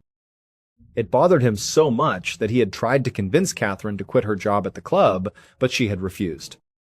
Paul even admitted that he had gone so far as to call Catherine's father in Ohio to tell him how worried he was about her. He said Catherine had been furious with him for doing that and had stopped talking to him for weeks. Getz jotted all of this down. Then he asked Paul if he knew how to get in touch with this Joe. Paul said he didn't have Joe's number, but he was sure it was in Catherine's phone. Because he said the very last time he spoke to Catherine on the phone, on the afternoon of her death, she had mentioned something that had really surprised him. She said that after months and months of silence, Joe had started calling her again, completely out of the blue. At this, Getz studied Paul's face, searching for any sign that he was lying. This whole story about Joe could just be a clever way for Paul to deflect suspicion from himself. But Paul seemed sincere. It didn't feel like he was making it up. And besides, it would be simple enough to verify his story by checking Catherine's phone records. Detective Getz hated to admit it, but maybe the newspapers were right. Maybe it was time he started looking seriously into some of the customers from Catherine's secret life at the strip club. The following afternoon, on Wednesday, November 30th, Detective Getz was feeling deeply annoyed as he hung up the phone at his desk. It had been another call from another reporter demanding an update on the case. But Getz had no updates to give. He hadn't made an arrest yet, so he was staying tight-lipped. For now, he just turned his focus back to the stack of papers on his desk. They were Catherine's cell phone records, which he had subpoenaed the day before. And they showed that Paul Cortez had been telling the truth.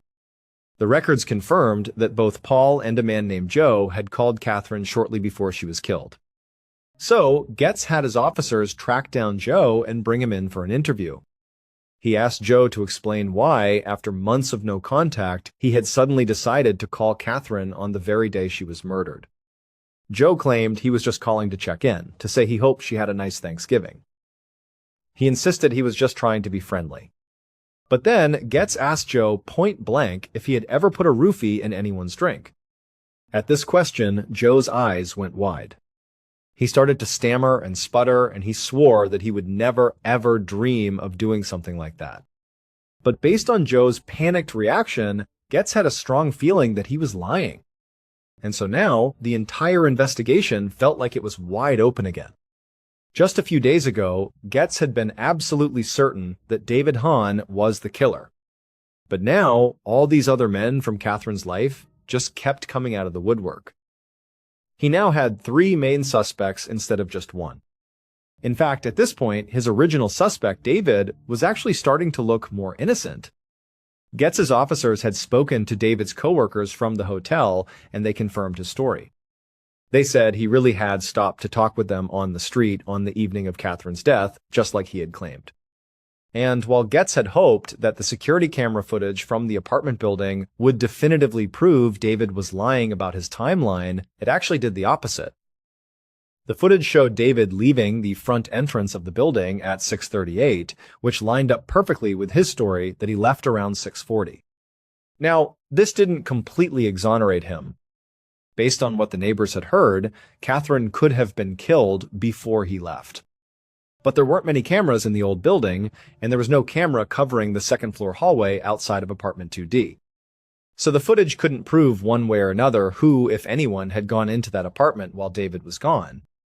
Just then, his phone rang again. Getz reached for it, expecting it to be another reporter.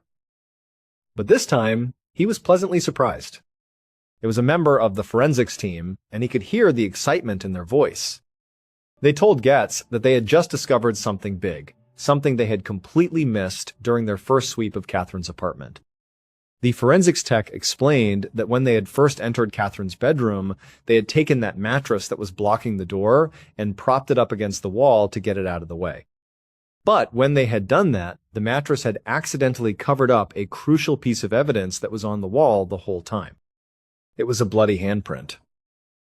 It wasn't until a couple of days later, after they had carefully gone over everything else in the room, that they finally moved the mattress back down onto the floor. And that's when they saw it. Getz's face lit up when he heard this news. This was the break he had been waiting for. Now he thought all he had to do was go get handprints from all three of his suspects and see which one matched.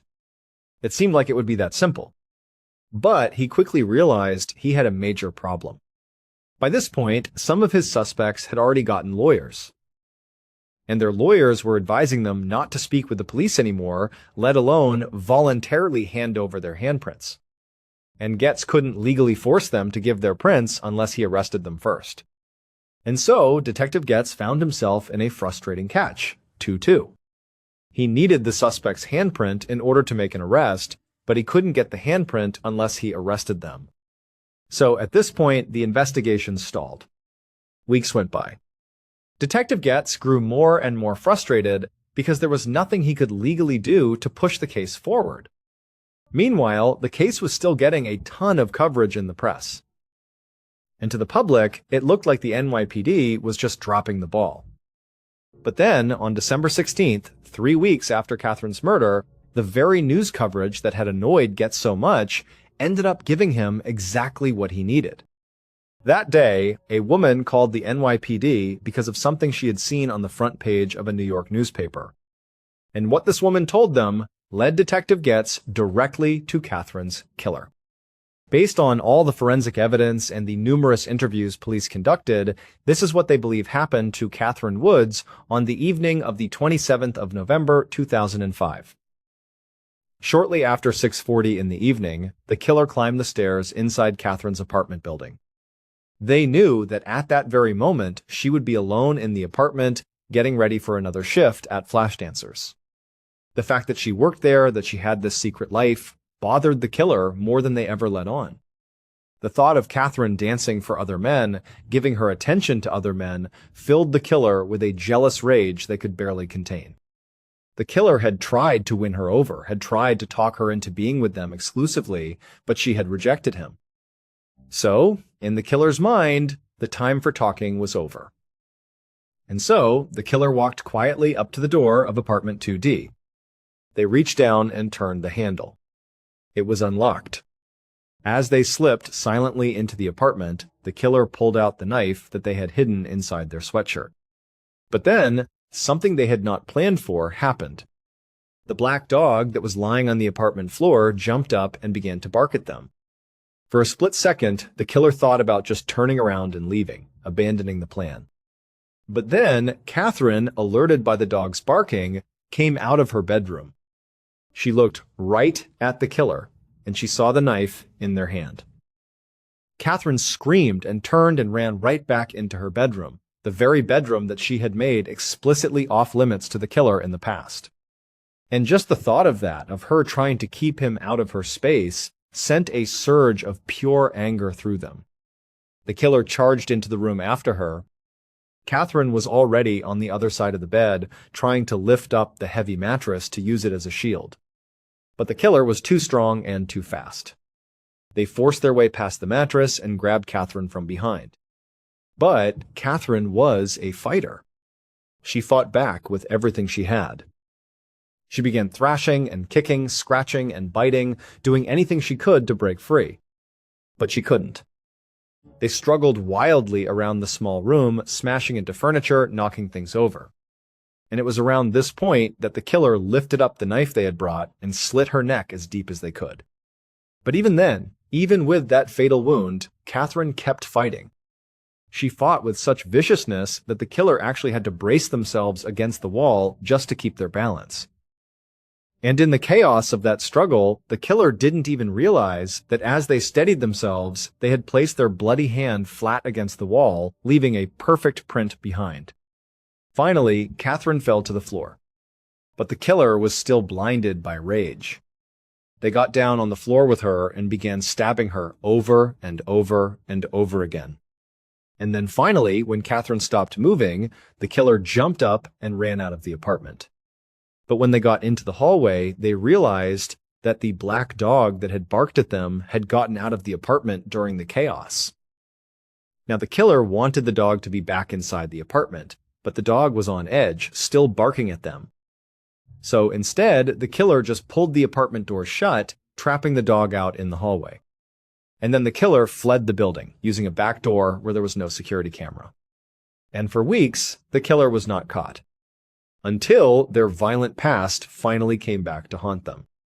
Several weeks after Catherine's murder, a young woman who had no connection to Catherine at all was walking down a street in New York City when she glanced over at a newsstand. And on the cover of one of the newspapers, a picture was plastered across the front page. It was a picture of a man who was currently a person of interest in a high-profile murder case. And this woman was horrified because she knew this man, the killer, had sexually assaulted her about a year earlier, but she had been too scared and ashamed to ever file a police report. But now, seeing his face in the paper, seeing that this horrible person was being investigated for murder, she knew she had to speak up. She called the NYPD and she told them everything she knew. The NYPD's Special Victims Unit used this woman's brave testimony as the basis to arrest the killer for the previous assault. And finally, once he was under arrest, Detective Getz was legally able to get his handprint. And those prints were a perfect match to the bloody handprint found on Catherine's bedroom wall. They belonged to Catherine's on-again, off-again boyfriend, Paul Cortez. David's suspicions about Paul had been right all along. Paul was a creep, a violent predator who had assaulted at least one other woman before he murdered Catherine. Data collected from nearby cell phone towers would later prove that Paul was in the immediate vicinity of Catherine's apartment building right before her murder. The records also showed he had been calling her over and over again. When she ignored his calls, Paul waited. He watched until he saw David leave the apartment to go get his car. And then he hustled upstairs, knowing that Catherine would be alone. Even though David was only gone for about 20 minutes, it was more than enough time for Paul to get inside the apartment, murder Catherine in a jealous rage, and slip away completely unnoticed. Paul Cortez was arrested about a month after Catherine's murder on Wednesday, the 23rd of December, 2005. He was later found guilty of second-degree murder and was sentenced to 25 years to life in prison. And just like that, the truth finally came to light. But the haunting question remains, how many stories like this are still unresolved, hidden from view? Let me know your thoughts in the comment section below. And if you're not ready to stop here, there's still so much waiting for you in the next episode. See you next time. A relaxed pace of life may be found in the little town of Osborne, Idaho, in the state of Idaho. It's the kind of town where everyone knows everyone else, and the routine of daily life is determined by the gentle rhythm of the changing of the seasons. A thick covering of immaculate white snow encompasses the area during the winter months, transforming the rocky hills and dense forests into a world that is silent and frozen during this time of year. Dylan Parker, who was 18 years old at the time, was negotiating the final stretch of his teenage years in this particular context. The majority of the time, Dylan was a typical child. He was in the process of determining what he wanted to do with his life after graduating from high school. He had a strong bond with his family, particularly with his mother, and he had a nice group of friends from his younger years. He, like many other adolescents, had pleasure in interacting with others, and on the evening of the 12th of January 2016, he found himself at a party with a few of his close companions for the first time.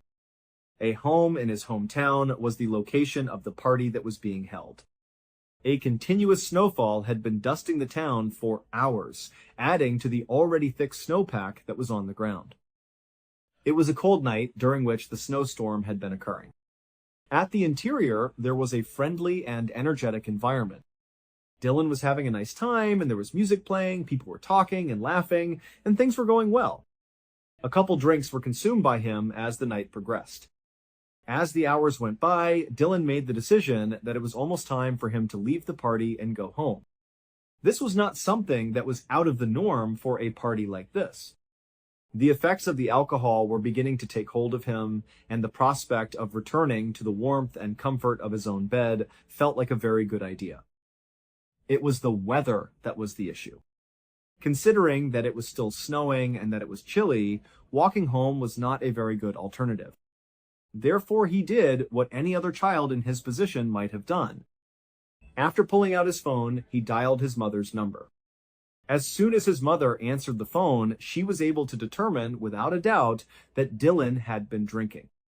There was a slight slur in his voice, and his words were slurred.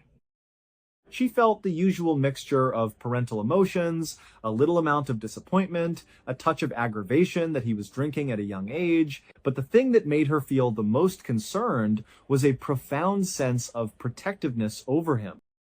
It was late, the weather was terrible, and all she truly needed was to know that her son was safe and sound while he was staying at home. It would be possible for them to discuss his decisions in the morning. Consequently, she listened attentively when he inquired about the possibility of her coming to pick him up. It was he who informed her that he was at a party and that he would stroll down the road to a gas station in the vicinity in order to meet her. It was a well-known location that was simple to locate. There was no uncertainty in her agreement. She informed him that she was on her way and that he should wait for her at the location she was going to be. Immediately following the conclusion of the call, Dylan's mother retrieved her keys and her coat before departing into the chilly night. As the snow continued to fall, the roads became difficult to navigate and visibility was somewhat diminished. While she was driving, she kept her mind focused on her son. Although she was imagining the lecture that she was going to deliver to him the next day, the primary objective at the moment was to just get him into the car and drive him back to the house. It was possible that she was only a few minutes away from the petrol station when her phone called once again as she was driving. Dylan was the one. On the other hand, the manner in which he spoke was entirely different this time. A comfortable and intoxicated slur was no longer present. She felt a bolt of alarm run through her body as a result of the sharp, anxious edge that had replaced it. Fear was audible in his voice. When he inquired, "Where are you?" "Where are you, Mom?" His voice was strained and frantic. "Where are you?" She attempted to reassure him that everything would be fine by assuring him that she was almost there, that she would be there in a minute or two, and that she was almost there. They were only a short distance away. However, the call was cut off suddenly. He just ended the call. It was 1 minute later when she pulled into the petrol station, which was illuminated by strong fluorescent lights. As she examined the surroundings, she anticipated seeing Dylan waiting for her, possibly stamping his feet to increase his body temperature. The snow was swirling around her car as she did so. However, he was not present. During the few minutes that she waited in the car, she entertained the thought that perhaps he was just walking down the road and was running a little bit behind schedule. However, the minutes continued to pass, and there was still no indication that he was present. She started to feel a knot of worry tightening up in her stomach. She attempted to call his phone, but the call was immediately transferred to his voicemail. That was a peculiar occurrence. Not long ago, he had called her. Why is his phone turned off at this moment? After getting out of her vehicle, she proceeded to stroll into the gas station. She inquired with the person working behind the counter as to whether or not they'd seen a young man who matched the description of her son. There was a head shake from the cashier. There had been no one else in the room like that. At this point, genuine fear was beginning to take hold. She got back into her vehicle and started driving around the neighborhood in the immediate vicinity.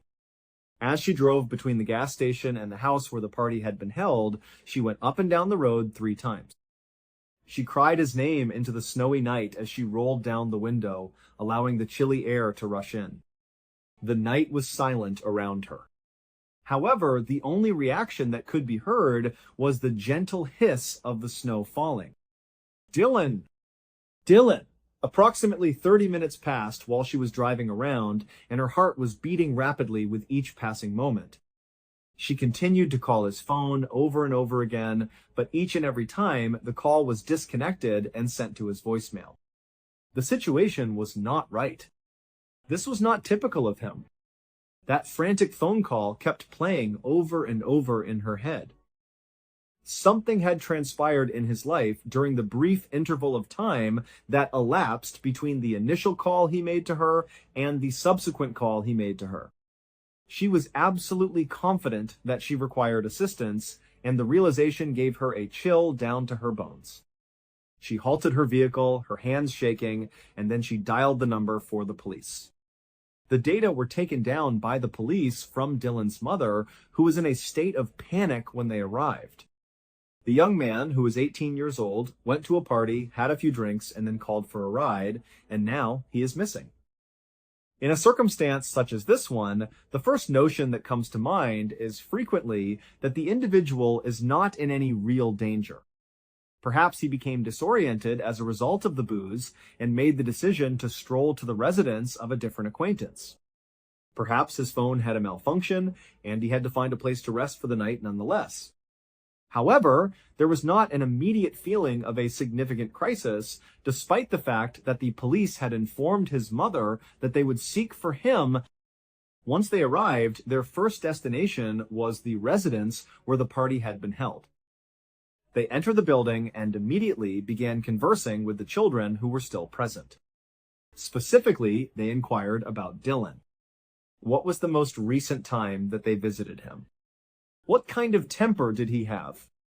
Is he going to tell you where he is going? Every single one of the responses was similar. Everyone remarked that Dylan appeared to be in good health. His disposition was upbeat, and he was simply hanging out with the other people. Towards the end of the night, he merely stated that his mother was on her way to pick him up at the gas station. After that, he said his goodbyes and went out of the door. Nobody seen him getting into a car with anyone else. Nobody overheard any arguments, and nobody witnessed anything out of the ordinary. Just now, he left. According to their point of view, the evening came to a conclusion that was entirely typical. After expressing their gratitude, the law enforcement officers returned to the outdoors. The search of the area was initiated by them. The route that led from the party home to the gas station was investigated by them. Their flashlights were able to cut through the pouring snow as they searched in ditches and behind buildings. And still, they discovered nothing. There is no trace of Dylan. They did not find any discarded jackets or footprints that they could positively identify as belonging to him. While the hours went into days, the search for Dylan Parker became more and more intensified. As time went by, the initial hypothesis that he had simply wandered out and would return with a slight hangover began to lose its validity, and it was gradually replaced with a rising concern for his well-being. A bigger number of search parties were formed by the local police enforcement.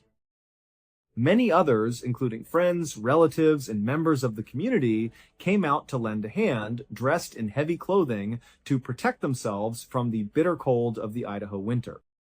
Across the entirety of Osborne, they dispersed themselves and searched in fields, neighborhoods, and wooded regions. They concentrated on the path that he ought to have followed, which was from the party house to the gas station, and then expanded their search grid in a more general direction from there. However, the snow proved a significant hindrance. Because of the severe snowstorm that occurred on the night that he vanished, any possible trails or evidence had been covered up, and the environment remained frozen solid due to the cold temperatures. It was like trying to find a needle in a huge haystack that was completely white. The family of Dylan found themselves in a state of suspended pain for a period of 10 agonizing days. They jumped with excitement at every phone call, hoping that there was some kind of news. Every time someone knocked on the door, a new wave of anxiousness was triggered. The flyers for the missing person were distributed across the entire town, with the image of Dylan's happy smile appearing on community notice boards and telephone poles. The town of Osborne came together in support of them, but in spite of all the efforts that were made, there was unquestionably nothing. At that moment, it appeared as though Dylan Parker had simply disappeared into the chilly winter air. The police had no leads to follow. Even though they had investigated his phone records, the most recent action that had occurred was that frantic call to his mother. Immediately after that, the phone was either turned off or the battery died in some way. The digital trace could not be followed in any way. After 10 days had passed since Dylan had vanished, the investigation suddenly took a tragic and unexpected turn. Police officers or search teams were not the ones who made the find. It was a complete and utter coincidence. It was a desolate region outside of town where two people were out riding their all-terrain vehicles, ATVs. As they navigated the treacherous and icy terrain, they were having a good time when they experienced a collision. Although it was not a serious incident, they made the decision to leave their damaged ATVs there and come back for them in the morning. This was because it was late in the evening. They went back to the location the following day when the sun was shining brightly in order to return and reclaim their automobiles. And at that moment, they came across something that caused them to come to a complete and utter halt. There was a body that was lying in a dense stretch of forest high up on a hill, partially covered in snow. As soon as they could, they contacted the authorities. It was determined that Dylan Parker was the deceased individual when the police arrived and recognized the body. The worst concerns that his family had had just come true. As the initial wave of shock and grief went over everyone, however, the detectives who were present at the site started to discover that something was extremely wrong.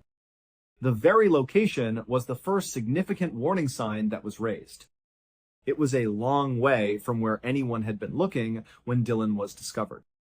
In order for him to arrive to this location, he would have needed to walk in the opposite direction of the petrol station where he was meant to meet his mother. The petrol station was located in the middle of the town, close to the roadways, the lights, and the heart of the community. Away from all of that was the location where he was discovered.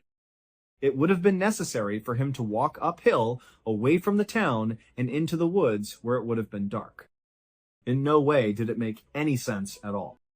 The presence of alcohol in Dylan's system would eventually be confirmed by a toxicology study, despite the fact that he was actually in his hometown. He was so familiar with the region that he could walk into it.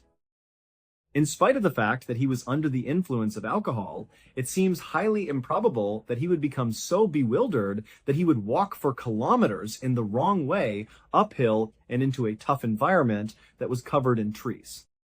By heading in the direction of the gas station, one was walking in the direction of civilization. There would have been a clear beacon in the form of the lights of the town. If you walked in the opposite direction, you would be entering a completely dark wilderness. There was a major disparity between the two routes. Why would he choose the path that would take him away from his ride home and away from the potential for danger? On the other hand, that was only the beginning of the peculiar and unsettling riddle that the detectives were currently looking into. In and of itself, the scene exhibited a number of physical inconsistencies that prevented any straightforward explanation from being possible. The snow was the component that was the most perplexing. The night that Dylan went missing, there was already a considerable amount of snow on the ground, and it continued to snow throughout the night.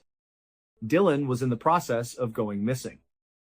There was no snowfall for the 10 days that followed, which was the time period until his body was discovered. The temperatures remained constantly below freezing, which meant that none of the snow that was already present had melted. This was an extremely important fact. A flawless and unaltered record of the ground was produced as a result of this. A clear set of tracks would have been left behind by any person or vehicle that moved through that region, and those tracks would have been preserved in the frozen snow. An exhaustive search of the entire area surrounding Dylan's body was carried out by the detectives after his body was reported missing. Footprints, tire marks, and any other indication of how he arrived were among the things that they were looking for. It was a complete failure. There were no traces that led to the body of the deceased. It was impossible to find any tracks that led away from the body. It was impossible to find any form of footsteps, not only his, but also those of anyone else. Neither an automobile nor an all-terrain vehicle left any tire tracks here. The snow that was all around him was unbroken and as smooth as silk. It appeared as though he had been meticulously positioned there from above, as if he had tumbled down from the heavens into that particular location. This revelation was the single most important factor in disproving the idea that he had strayed off and became disoriented. In the event that he had walked there, there would have been a lengthy and distinct path of his own footsteps flowing up the hill and into the woodland underneath. Neither of these trails existed. Without a doubt, it was physically impossible. Given this information, it was likely that he had been brought to that area by means of another method. If so, how? In this case, a vehicle would have left tracks. There would have been a clear path left behind, even by a snowmobile. In contrast, there was nothing. Simply by virtue of this circumstance, the investigation was transformed from a possible accident into a death that was subject to intense suspicion. As the detectives continued their search, the more peculiar these circumstances appeared. Dylan was discovered without his pants and without his boots, which was yet another piece of information that was really unsettling about the scene. However, his lower body was exposed to the elements, despite the fact that he was wearing a shirt and socks. The fact that hypothermia was stated as the official cause of death for the individual in question was a peculiar occurrence overall. Despite the fact that it is true that a person might experience a phenomena known as paradoxical undressing in the final stages of freezing to death, in which they begin to feel hot and begin to remove their garments, the fact that those clothes were completely absent from the scene was extremely suspicious. His pants and boots ought to have been laying right there next to him, or at least someplace in the immediate neighborhood, if he had removed them on his own while he was in a state of confusion. There was a thorough and extensive search of the region that was carried out. A grid was constructed by dozens of law enforcement authorities and search and rescue teams on the hillside and in the woodland surrounding the location where Dylan was discovered. They searched every inch of the area. A combination of metal detectors and K9 units that had been specifically trained to locate pieces of clothing and human scent were utilized by the team. They looked on for several days. His pants were never located by them. His boots were never located by them. All of the goods had simply vanished. The fact that he did not remove them himself at that location was strongly implied by this revelation. It suggested that they were removed and taken away from the scene by a different individual, maybe with the intention of removing any potential evidence that might have been present. The condition of Dylan's feet, on the other hand, was perhaps the most convincing piece of evidence that pointed away from the accident theory. Upon his discovery, he was only wearing socks. It would be necessary for a person to go through a difficult, snowy, and rocky forest in order to reach that remote location that is located high on a hill. If someone were to attempt that voyage without wearing boots, they would undoubtedly get multiple injuries. They would suffer cuts, scrapes, and bruises on their feet as a result of the pebbles and branches that were concealed behind the snow. This would result in their socks being ripped to shreds and covered in mud, snow, and grime. This is nothing more than basic physics and common sense. When the body of Dylan was investigated by the detectives, they were astounded to discover that his socks were spotless. There was no evidence of them being damp, unclean, or ripped. And when the feet were examined by the coroner, it was discovered that they were absolutely free of any injuries. Everything that would have indicated that he had traveled even a short distance over that kind of terrain was completely absent, including cuts, bruises, scratches, and other marks. As a result of this particular piece of information, the official story was entirely discredited. The task was not feasible. There is no way that he could have done that by foot. The absence of footprints in the snow that was completely untouched, the fact that his pants and boots were absent, and the fact that his feet and socks were clean and unharmed all contributed to the creation of a disturbing picture. There was no evidence that Dylan Parker made his way into the woods and died of hypothermia. That is where he was brought. The circumstance had been fabricated. This somebody had either transported him or drove him to that spot via an unidentified method that did not leave any traces behind, removed some of his clothing, and then left his body there for others to discover there. The event in question was not a terrible accident, rather it was something much more diabolical. Behind the scenes, a huge disagreement started to develop as the official investigation moved forward toward its conclusion. The official cause of death was ruled to be hypothermia according to its finding. On the basis of this information, the local authorities and the county were getting ready to conclude the case and declare Dylan's death to be the result of an undesirable accident. The story that they were constructing was that he had been drinking, that he had become disoriented in the snowstorm, that he had strayed in the wrong direction, and that he had ultimately passed away due to the frigid conditions. Although they accepted the peculiar features, they appeared determined to disregard them as anomalies that might be explained, possibly due to the fact that he was under the influence of alcohol. Nevertheless, this straightforward explanation was not accepted by all individuals. An individual by the name of David Roos, who served as the deputy coroner, was one of the important figures who disagreed. Roos had been present at the location. After examining Dylan's body, he had left. In addition, he was the kind of person who put the utmost faith in reasoning and evidence. It was very clear to him that this was not anything that could have happened by chance. Among the anomalies that were not insignificant were the pristine snow that did not have any tracks, the missing clothing that were never located, and most importantly, the spotless socks and feet that were not wounded. They were evident inconsistencies with the theory that the disaster occurred.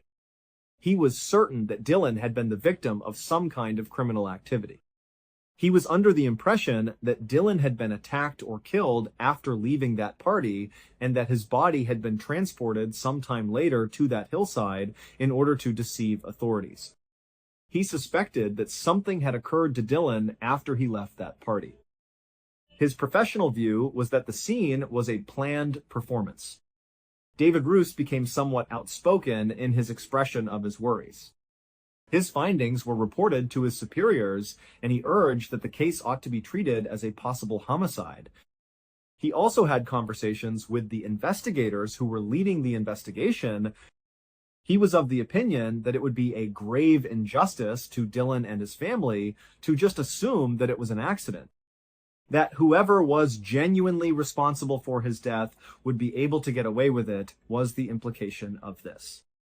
However, his arguments were not taken seriously by anyone. Those in charge of the local government were resolute in their conclusion. In a public announcement, they stated that Dylan Parker's death was the result of an accident and that there was no evidence to suggest that he was murdered. They were formally putting an end to the investigation. David Roos was utterly appalled by this decision. His impression was that the authorities were disregarding physical evidence that could not be refuted. Instead of letting it go, he made the decision to voice his concerns to the general public. In his statement to the media, he detailed the various contradictions that were present at the site and expressed his unwavering conviction that Dylan had been the victim of an assault. He anticipated that by drawing the attention of the public to the issue, he would be able to exert pressure on the county to restart the inquiry and take a serious look at the potential of homicide. In his defense of what he considered to be the truth, he was fighting. However, the response that he received from the county was not what he had hoped for. In lieu of conducting a fresh investigation into the matter, they focused their attention on him. David Roos was terminated from his post as deputy coroner by the county shortly after he made his disagreement with the current administration public. In their formal explanation, they stated that he was no longer qualified to perform the duties of the position. Roos, on the other hand, was persuaded that he was terminated for one purpose and one reason only: to keep him hidden from the public. He was under the impression that the county was trying to cover up the case in order to avoid the hassles and potential scandal that would arise from a homicide inquiry. He was a thorn in their side. Not only did they remove his official platform by sacking him, but they also made it abundantly apparent that they would not allow any type of opposition. Therefore, the official version of events was correct. It was determined that Dylan Parker's passing was by accident. This case has been resolved. However, there was never any more investigation carried out. Never once was anyone questioned about the likelihood of a criminal act being committed. It was never attempted to identify the person or individuals who were most likely responsible for Dylan's passing. Dylan's family was placed in an unfavorable circumstance as a result of the consequences of this decision. The pain that they were left with was compounded by a terrible sense of injustice, and they were completely unable to find any answers to their questions. They were given an official explanation for their son's death that was completely illogical and contradicted all of the evidence. They had a familiarity with both their son and the community. It was unfathomable to think that he would become so disoriented that he would walk in the opposite direction of his ride home, uphill into a dark forest, and that he would accomplish this without leaving a single footprint. Although it was terrifying to think about, the idea that was proposed by the coroner, David Roos, was the only one that appeared to be consistent with the peculiar and unsettling facts. The absence of traces, the absence of garments, and the pristine condition of his feet could all be accounted for by this one explanation alone. The question is, what exactly took place with Dylan Parker on that chilly night in January? We are able to attempt to rebuild a series of events that is more credible despite the fact that it is scary based on the data. At approximately 11 o'clock at night, Dylan left the party with the intention of walking the short distance to the petrol station. During the course of that little stroll, he came across something or someone. It was possible that it was a person he knew, but it could also have been a complete stranger. A ride might have been provided to him by them. When he called his mother for the first time, he was calm. Simply put, he was validating the action plan. However, within the few minutes that followed, a terrible occurrence occurred regarding the situation. The second phone call, the one in which he sounded terrified and worried, was most likely made while this horrific new circumstance was taking place. It's possible that he became aware that he was riding in a vehicle with a person who had no intention of driving him to the gas station. It's possible that a disagreement broke out. The last time anyone ever heard from him was when he committed suicide. What happened next is unknown, but it seems likely he was taken to a different, secondary location. He was either slain on purpose or restrained and left to expire as a result of exposure to the weather. Both of these events took place at that location. The people responsible then held onto his body for some period of time. After several days, perhaps when they felt the initial search efforts were dying down or moving to other areas, they decided to dispose of his body. They chose a remote location, a place where he was unlikely to be found quickly, but a place that might eventually be discovered. They transported his body up that hillside, possibly carrying him to avoid leaving footprints.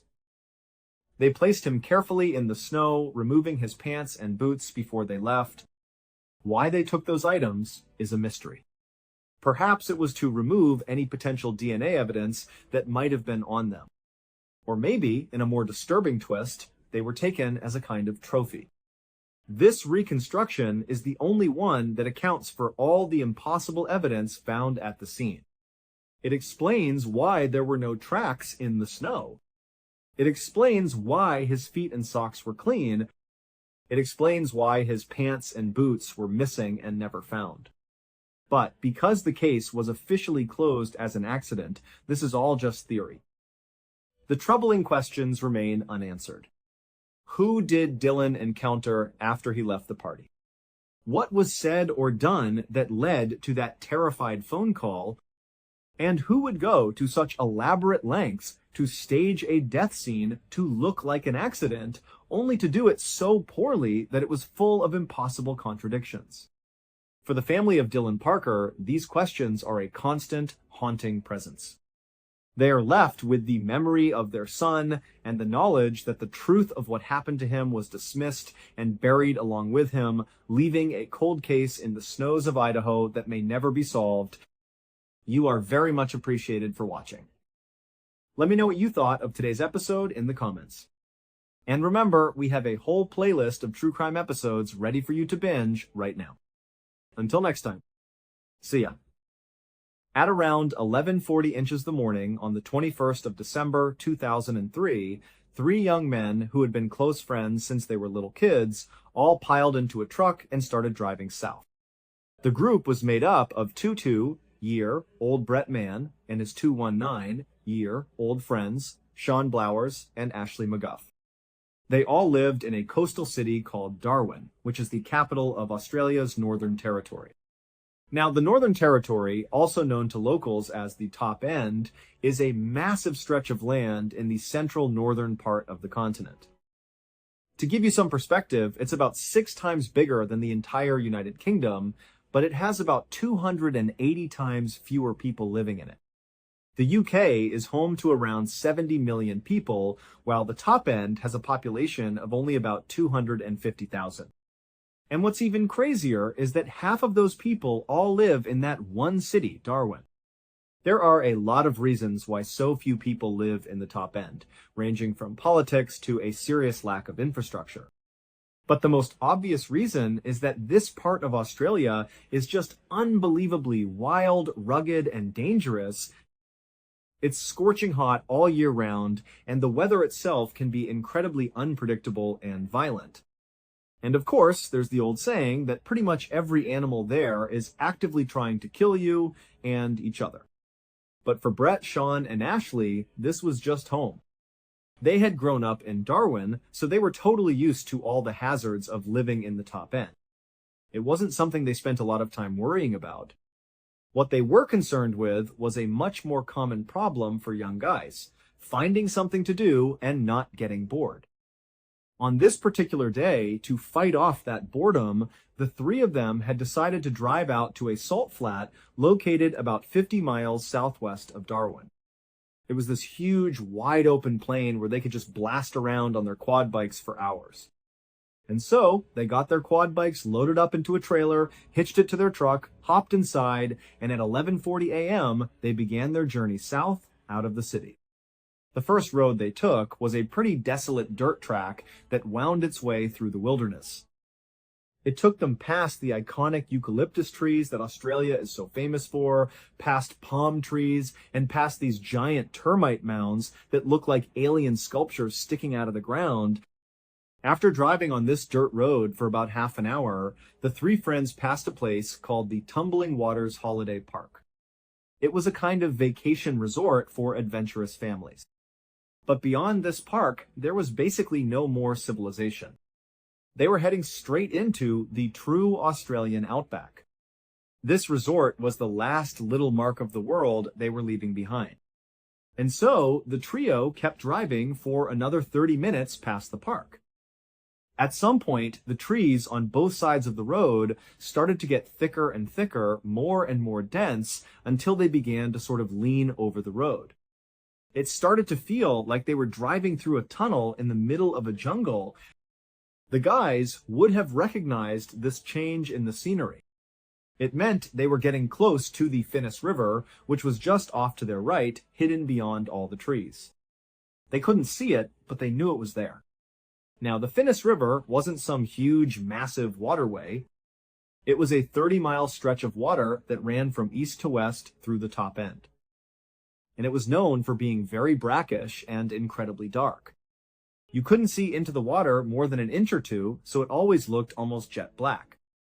The friends continued driving along through this jungle-like atmosphere until the trees on the left side of the road started to thin out again. And then, finally, the dense foliage gave way and revealed the salt flats stretching out to their left. At that point, the driver pulled the truck over to the right side of the road where the vegetation was still really thick. The three of them jumped out of the truck, walked around to the trailer, and dropped the gate. One by one, they rolled their quad bikes off, and then each of them hopped on and took off, racing out onto the flats. That day, the flats were actually super muddy. It had rained really heavily in the area recently, so the ground was soft and wet. The guys spent just as much time racing each other across the open expanse as they did trying to ride up close to one another and spray huge arcs of mud all over each other. For hours, they were just out there having an amazing time, completely carefree. Then, at about 4:30 inches the afternoon, they decided it was probably time to call it a day. They drove their muddy quad bikes back over to the truck, rode them up onto the trailer, and locked everything down. They were just about to climb back into the truck and head home when one of them had an idea. He suggested they head down to the river to rinse off their clothes and get all the caked-on mud off of them. Now, you really have to understand something about the top end. The one place you want to spend the absolute least amount of time is in the water. People who live there just assume that any natural body of water that isn't clearly and officially marked as a designated swimming area has at least one animal lurking in it that will kill you. This is a literal precaution that people in the top end take very seriously. And this specific section of the Finnis River, the one these three friends were thinking about jumping into, was definitely not a designated swimming area. It was a place that should have been avoided. But you have to remember, these three guys had grown up in the top end. They were used to living in this kind of wild environment. And besides, they had been to these salt flats so many times over the years. They had jumped into the Finnis River before to wash off or go for a quick swim, and absolutely nothing bad had ever happened. So the idea that the river could be genuinely dangerous to them didn't really cross their minds. They probably felt like, you know what, we've been there, we've done that, nothing is going to happen to us. And so they left the truck and started walking away from the salt flats, pushing their way into the thick mangrove forest that was only a few feet off the road. They began making their way towards the river. Normally, the walk from the road through the forest to the riverbank would take about 10 minutes. But after walking through this mangrove swamp for maybe just a minute, they were already standing in river water. It was only a couple of inches deep, but it was a clear sign to the guys that the river was very swollen from all the recent rain. It had overflowed its natural boundaries and had flooded the surrounding mangrove forest. But the three guys just kind of looked at each other and probably thought, what's the big deal? I'm sure we'll be fine. And so they kept moving forward. But as the mangroves started to thin out, they began to slow down quite a bit. This was because the banks on the edges of the Finnis River were known to be very, very steep. If you were standing on dry land, if there was no flooding, and you were right on the edge of the river, taking just 1 or 2 steps into the water would cause you to slip down an embankment and be completely submerged with the water way over your head. But as these guys were walking, because the ground was flooded with that dark brackish water, they couldn't see the ground at all. And so they had no way of knowing where the sudden drop-off into the deeper river was. So they started to move much more carefully. And then, when all the trees were practically gone, they knew they were right on the edge. Suddenly, one of them actually slipped and started to tumble down the embankment for a second. But he managed to turn and grab onto one of the thick roots of a mangrove tree and pull himself back up. After seeing this, the other two walked over and stood right next to him. And the three of them just stood there, looking out at this pitch-black river that was very clearly moving much faster than normal because of all the excess rain. But they looked at each other and still thought, you know what? It's not that big of a deal. We'll just hold on to the roots of these mangroves, lower ourselves over the edge, wash ourselves off, and then pull ourselves back up. No problem. And so, that's what they did. They each turned around and grabbed a thick, sturdy root from one of the many mangrove trees that marked the edge of the forest. And while holding on tightly, they would lower their bodies down past the embankment until they were submerged in the cool water. They scrubbed all the mud off themselves, being very careful not to let go of the mangrove root at any point. Then, just as they were about to finish up and pull themselves back onto the flooded ground to get back to their truck, Brett lost his balance. Somehow, his hand slipped, and he let go of the mangrove root. He slid down the steep hidden embankment, and suddenly the powerful current grabbed him and pulled him away from his friends out toward the middle of the river. Before he knew it, he was getting pulled quickly downstream. He yelled out to Ashley and Sean, who still had their backs to him. They turned around immediately, saw their friend in trouble, and without a second of hesitation, they instinctively leaped into the river to try and get to him and help swim him back to the side. Now, all three of them were very good, competent swimmers. So, at this point, it wasn't a high panic situation. It was more of an inconvenience, and maybe even a little bit funny. That's why they jumped in so readily.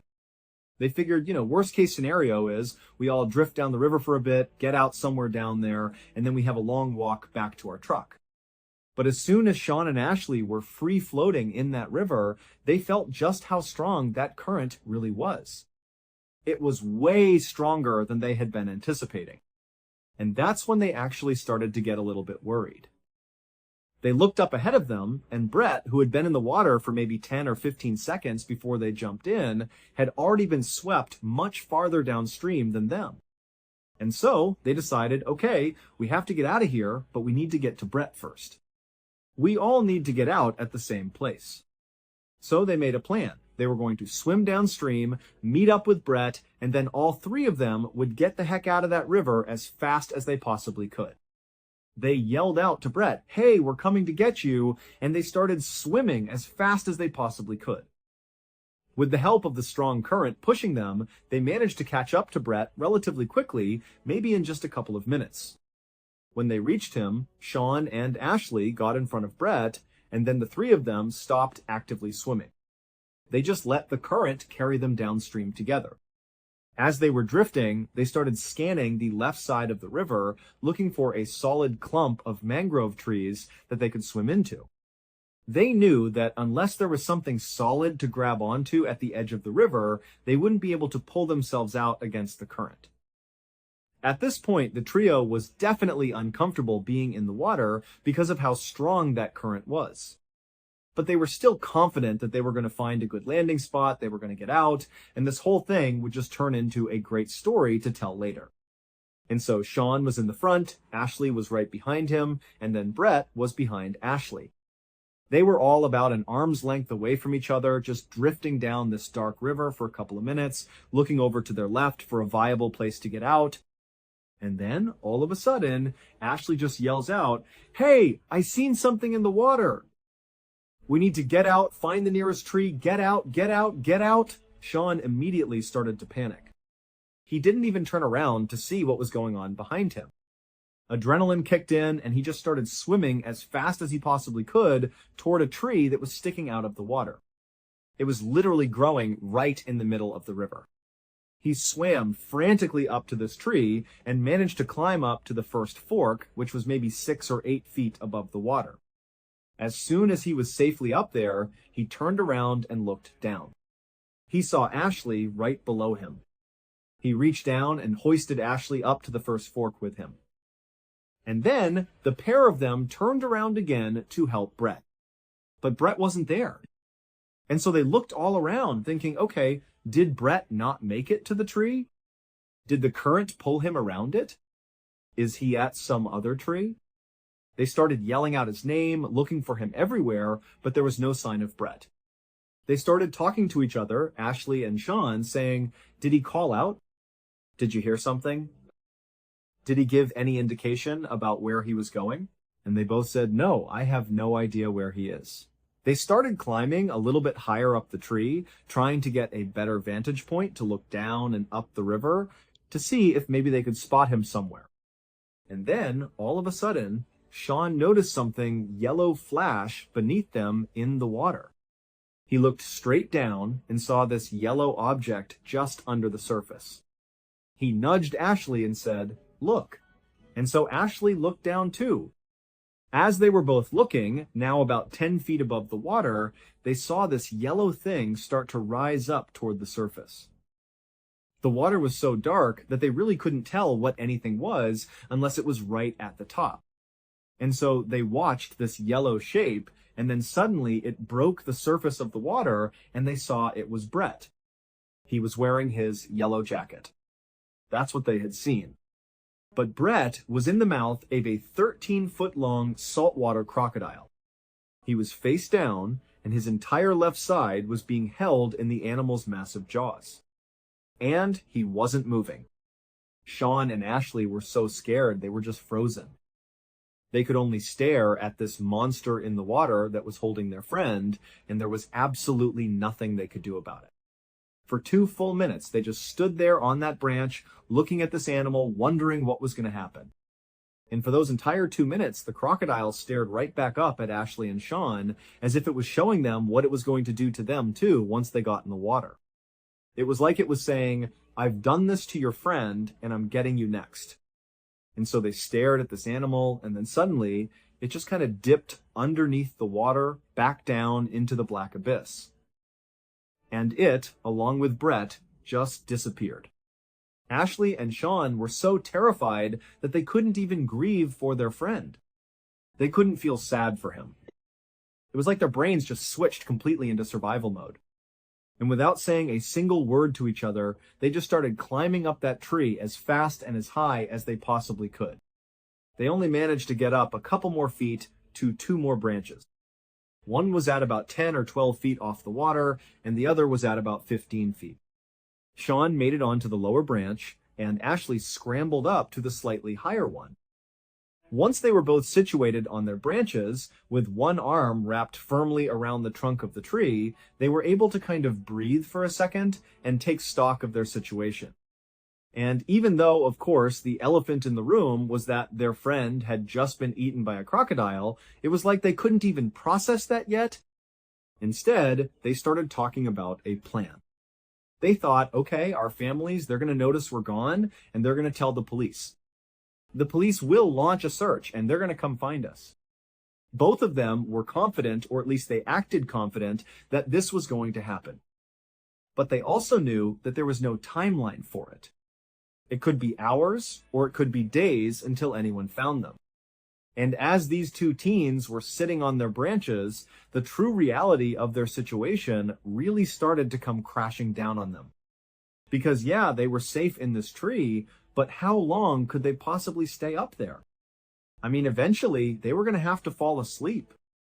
And if they fell asleep, were they going to fall out of the tree and land right in the water with that crocodile? They just didn't know how this was going to end. And so, as the 2 of them began comforting each other, reassuring each other that, oh no, it's going to be just fine, someone's going to find us tonight or tomorrow, we'll be just fine. As they were doing that, Ashley suddenly stopped talking to Sean and just looked straight down at the water. Sean realized what Ashley was doing, and he followed his gaze and looked straight down too. And there, at the base of their tree, in that black water, was the 13-foot-long saltwater crocodile. It was back, and it no longer had Brett in its mouth. They had no idea where Brett was. He was just gone. Saltwater crocodiles are considered the most aggressive and dangerous crocodiles in the entire world. And they're one of only 2 crocodile species that will actively hunt humans when they get the chance. And so, these 2 teens were completely helpless in this tree. All they had was a few feet of separation from the black water and this animal down below. And so they just found themselves staring straight down at this crocodile. And in turn, the crocodile just stared right back up at them. It was very clearly waiting for them. It wanted them to come out of the tree so it could eat them. And so, the crocodile just continuously repositioned itself, circling all around the base of the tree. It was just keeping the top of its head out of the water so its eyes could look up at them. The teens were just praying that at some point it would grow tired of them and would leave. After several hours, right as the sun was about to set, the crocodile did seem to give up. It drifted under the water and disappeared. After a couple of minutes, Sean, who was on the slightly lower branch, decided he didn't want to be any closer to the water than he absolutely had to be. He was going to try to climb up to Ashley's branch. And so he very carefully stood up on his branch, made sure he had solid footing, and then he reached up and grabbed a higher branch with his right hand. He kind of tested it, and it felt pretty sturdy. Then he put all his weight on it and tried to reach for another branch when this one just snapped. As soon as that branch broke, Sean tumbled 10 feet straight into the water. He hit the water and went all the way under, sinking a few feet down. Immediately, he was turned around and was trying to swim as fast as he could back to the surface. He was just expecting that at any moment that crocodile was going to bite him. He finally got to the surface and looked around. It was getting dark, but he could immediately see his tree, and he realized the current had already pulled him away from it. So in a complete panic, he started swimming and kicking his legs as hard as he possibly could to get back to that tree. And he knew that the whole time he was kicking his legs, he was just attracting the attention of that crocodile. But he had nothing else he could do. There was no other tree he could reasonably get to that would provide any safety from this animal. And so, with every single ounce of energy he had left, he kicked and swam. Finally, he managed to grab onto a root of the tree that his friend was still in. He began pulling himself up, with his lower half still submerged in the water. As he was dragging himself towards the trunk of the tree, he was just waiting for that crocodile to bite down on his legs. Finally, he got to the trunk of the tree and was able to pull his body completely out of the water. He clambered up to that original branch he was on, and then he and Ashley worked together to get him all the way up to Ashley's branch. As soon as he sat down next to Ashley and he was secure, they both looked down. And just a little ways away from the tree, basically in the exact area where Sean had just landed in the water, they saw, with the little bit of light that was left, that crocodile swimming right back over to the tree. And it camped out right underneath them. Sean had gotten out just in time. When the sun finally did set, about 10 or 15 minutes later, it became pitch black.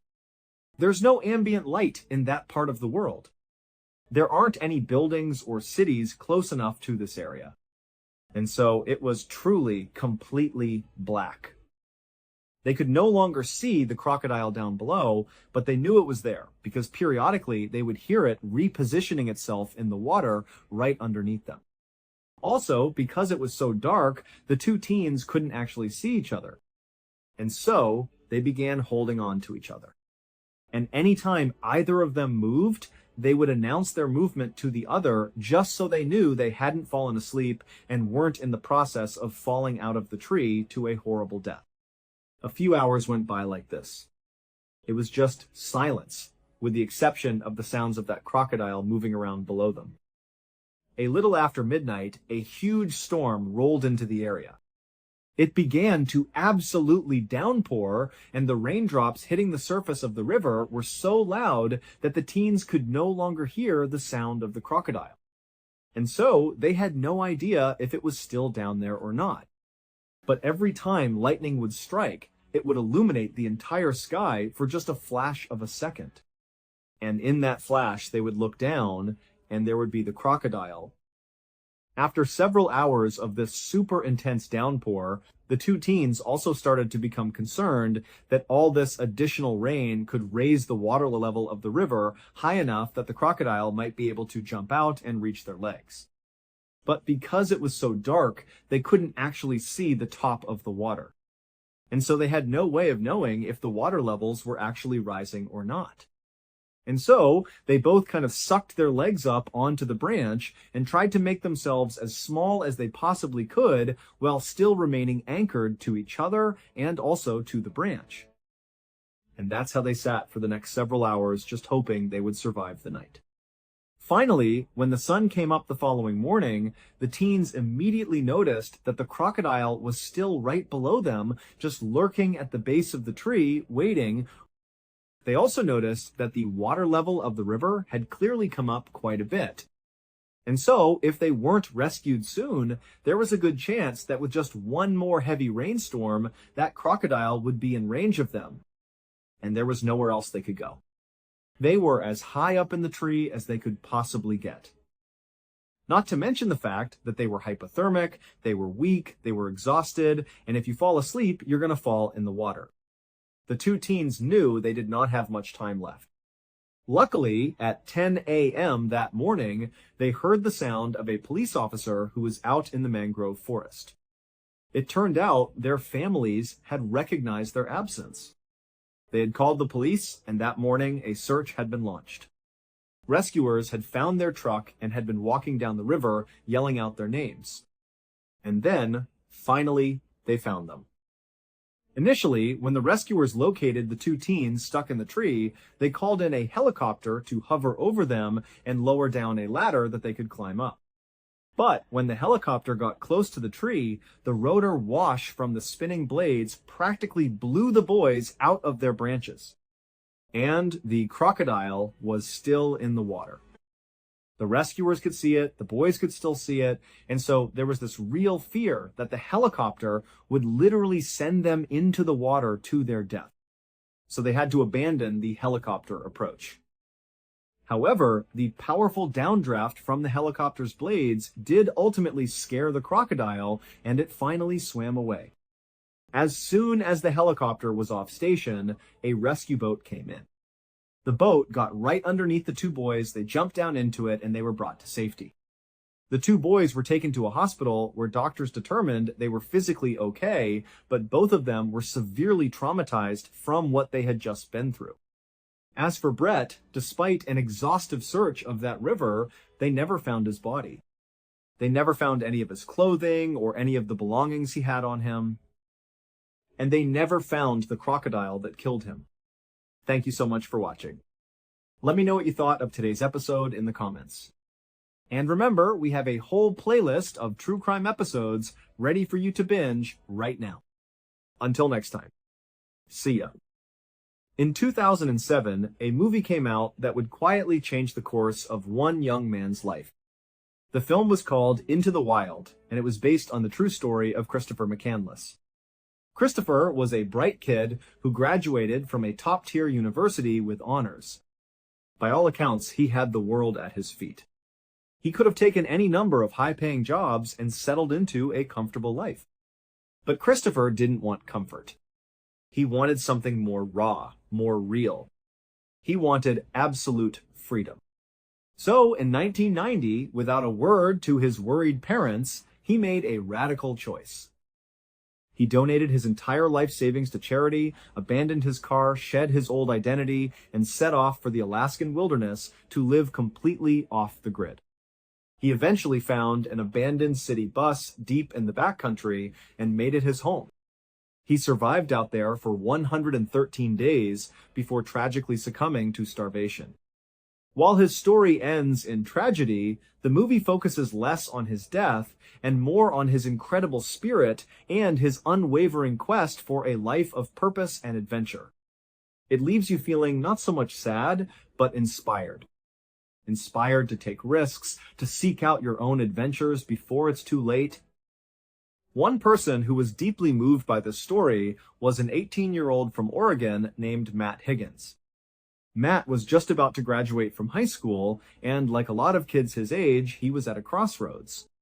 He didn't have a clear plan. The paths of college or getting a full-time job didn't feel quite right to him yet. He felt like he needed something else first, some kind of experience that would help him figure out who he was. After seeing Into the Wild, a third option crystallized in his mind. He would have his own wilderness adventure, just like Christopher McCandless. But this wouldn't be a permanent departure from society. For Matt, it was a chance to hit the pause button on real life, to challenge himself, to go out and find himself in the quiet solitude of nature. And then, once he'd done that, he could come back and figure out the rest of his life. His plan was ambitious. After graduating in 2007, he would spend the winter saving up and preparing. Then, in the spring of 2008, he would embark on a solo journey to hike the entire California section of the Pacific Crest Trail, or the PCT. This was no small undertaking.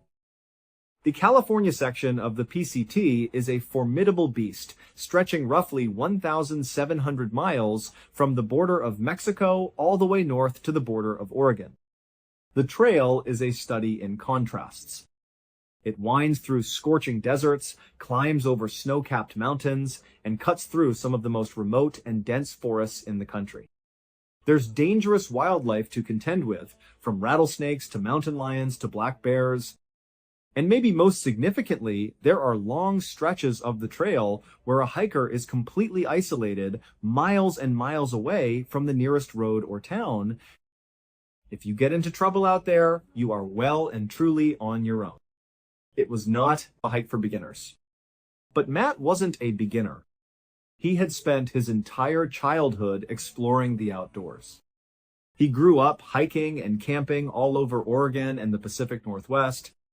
He was just as comfortable on a well-marked state park trail as he was navigating the rugged, unmarked backcountry where you had to be constantly aware of your surroundings. He knew how to read a map and compass, how to pack for long treks, how to handle bad weather, and how to stay calm in a crisis. He felt that his years of experience made him perfectly suited for a challenge of this magnitude. And in many ways, he was right. He was prepared for the physical exhaustion, the harsh weather, and the dangers posed by Mother Nature. But nothing, absolutely nothing, could have prepared him for what was actually waiting for him out there in the wilderness. After his high school graduation in 2007, Matt stuck to his plan. He worked and saved money, meticulously planned his route, and gathered all the necessary gear. In the spring of 2008, he said goodbye to his family, took a flight down to Southern California, and made his way to the dusty, sun-baked border of Mexico. There, at the southern terminus of the Pacific Crest Trail, he took his first steps north. His great adventure had begun. For the first few weeks, the hike was everything he had hoped it would be. He fell into a rhythm. Wake up with the sun, eat a quick breakfast, pack up his camp, and hike. He'd walk all day, pushing his body to its limits, feeling the satisfying burn in his legs as he ticked off the miles. The scenery was breathtaking, changing every day from arid desert landscapes to lush green valleys. At night, when he was too tired to go any further or when the light began to fade, he would find a suitable spot just off the trail, set up his small one-man tent, cook a simple meal, and crawl into his sleeping bag. The silence of the wilderness was absolute, and he would fall asleep almost instantly, exhausted but deeply content. The next morning, he would wake up and do it all over again. During this initial part of his journey, the challenges he faced were the kind you'd expect on a long-distance hike. There was the constant battle against fatigue. There was one particularly hot stretch in the desert where he got a bit dehydrated and had to rest for a day to recover. Another time, he was walking along and almost stepped right on a coiled rattlesnake that was sunning itself on the trail. He jumped back just in time, his heart pounding in his chest, and waited for the snake to slither away. But aside from those minor incidents, the hike was going smoothly. By his standards, it was almost routine.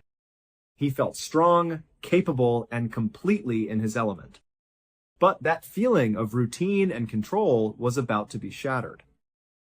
When Matt reached the Lassen National Forest in Northern California, about 150 miles from his finish line at the Oregon border, his journey would take a dark and terrifying turn.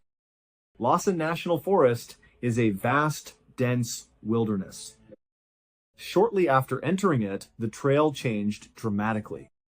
Matt found himself on a narrow, winding dirt path flanked on both sides by a thick wall of trees. The pines and firs grew so close together and so tall that they formed a canopy high above, blocking out much of the sunlight. It was like walking through a green tunnel. The dense forest muffled all sound, creating a deep, profound quiet. All Matt could hear was the gentle chirping of birds, the buzzing of insects, and the soft crunch of his own boots on the dirt. It was peaceful, almost meditative. He was in no particular rush, just soaking in the solitude and the beauty of his surroundings. At some point, the trail took a sharp right turn. As Matt rounded the bend, he looked up and stopped for a second, a little startled. About 20 feet ahead, just off the right side of the path, there was a large boulder. And sitting on that boulder were two people, a man and a woman, probably middle-aged. The first thing Matt noticed was that they were both dressed entirely in white. Their clothes were dirty and stained as if they'd been wearing them for a very long time. The man had a long, wild, unkempt beard. The woman's hair was matted. But it wasn't their appearance that was so unsettling. It was the way they were looking at him. They were both just sitting there, perfectly still, staring at him with an intense, unblinking gaze. There was no expression on their faces. Not curiosity, not friendliness, not hostility. Just a blank, piercing stare. Feeling a bit awkward, Matt immediately dropped his gaze to the ground and kept walking. As he got closer, he decided he should at least be friendly. He looked back up, gave them a small, slightly uncomfortable smile and a little wave, and said, "Hi." They didn't respond. They didn't smile back. They didn't wave. They didn't even nod. They just continued to stare at him with those same empty eyes as he walked right past them. A wave of unease washed over Matt. He could feel their eyes on his back as he continued down the trail. He had the powerful, prickly sensation of being watched, and he fought the urge to turn around and look back at them. He just kept walking, his mind racing. Why were they so strange? Why wouldn't they even acknowledge him? That was the thing that really bothered him. On a trail as remote as the PCT, there's an unwritten code among hikers.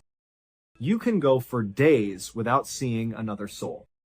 So when you do cross paths with someone, you always acknowledge them. A hello, a nod, a simple wave. It's a way of checking in, of confirming that you're both okay out there in the middle of nowhere. In fact, Matt hadn't seen another person for the last 2 days. These two were the first. And their complete lack of response felt wrong. It felt unnatural. But he tried to rationalize it. He told himself he didn't know their story. Maybe they were having a bad day. Maybe they were foreign tourists and didn't speak English. Who knew? It was none of his business, he decided. He put them out of his mind and just kept walking, never once looking back. A few hours later, the sun began to set, and the already dim light inside the forest tunnel started to fade fast. It was time to make camp. But the trees were still packed so tightly against the edges of the trail that there was no space to set up a tent without blocking the path. Matt didn't want to be an obstruction for any other potential hikers, so he decided to head off trail. He stepped off the path and began pushing his way through the dense undergrowth deeper into the forest. After walking for what he estimated was about 300 feet, the trees finally opened up into a small, secluded clearing. It was the perfect spot. He quickly set up his tent, then got out his small camp stove and cooked himself some dinner. When he was finished eating, he carefully packed all of his remaining food into a waterproof bag. He sealed it tightly, tied a long piece of cord to it, and then tossed the cord up and over a high branch on a nearby tree. He hoisted the bag up until it was dangling at least 15 feet off the ground, then tied off the other end of the cord to the tree trunk. This was standard procedure in bear country. It kept his food safe from any curious animals during the night. With his camp secured and the last of the daylight gone, it was now completely pitch black. Matt crawled into his tent, zipped up the door, wriggled into his sleeping bag, and was asleep in minutes. The next morning, Matt woke up just as the first hints of dawn were breaking. It was still quite dark, but there was just enough gray light filtering through the trees for him to see. He unzipped his tent flap and peeked outside. The first thing he noticed was that his food bag was gone. The cord was still hanging from the tree branch, but it had been cut, and the bag itself was nowhere to be seen. His initial thought was a bear. He figured a clever black bear must have come into his camp during the night, somehow managed to get the bag down, and then ran off with it. He sighed, annoyed at the loss of his food, but also a little impressed by the bear's ingenuity. He climbed out of his tent and started walking over to the tree, scanning the ground for bear tracks to confirm his theory. He got to the base of the tree and looked down.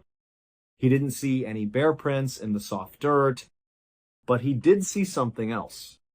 He saw two distinct sets of human boot prints, and neither of them matched his own. Before he could even fully process what that meant, his eyes followed the tracks away from the tree, and his blood ran cold. The boot prints weren't just under the tree. He looked around the clearing and saw that they were everywhere. They led right up to the flap of his tent. They circled his tent. They crisscrossed all over his small campsite. As Matt stood there, staring at this disturbing network of footprints, his mind struggled to make sense of it. How was this possible? He had gone to sleep when it was already pitch black. He woke up when it was still dark. This meant that two people had somehow managed to find his campsite, which was 300 feet off the main trail in the middle of a dense, unmarked forest. And they had done it in the dead of night in total darkness without making a single sound that would have woken him up. How could anyone do that? And then it hit him. The people on the rock. The man and woman in white. It had to be them.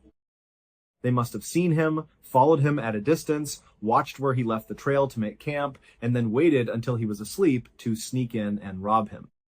The thought that they had been watching him all that time, standing silently in the darkness just feet away from where he slept, sent a shiver down his spine. And then a new, more urgent thought entered his mind. What if they were still here? What if they were watching him right now? He suddenly felt incredibly exposed. He whipped his head around, his eyes darting from tree to tree, half expecting to see their pale figures peering out at him from behind a trunk. He saw nothing.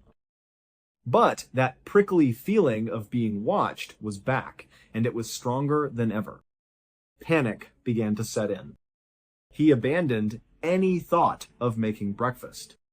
He just needed to get out of there.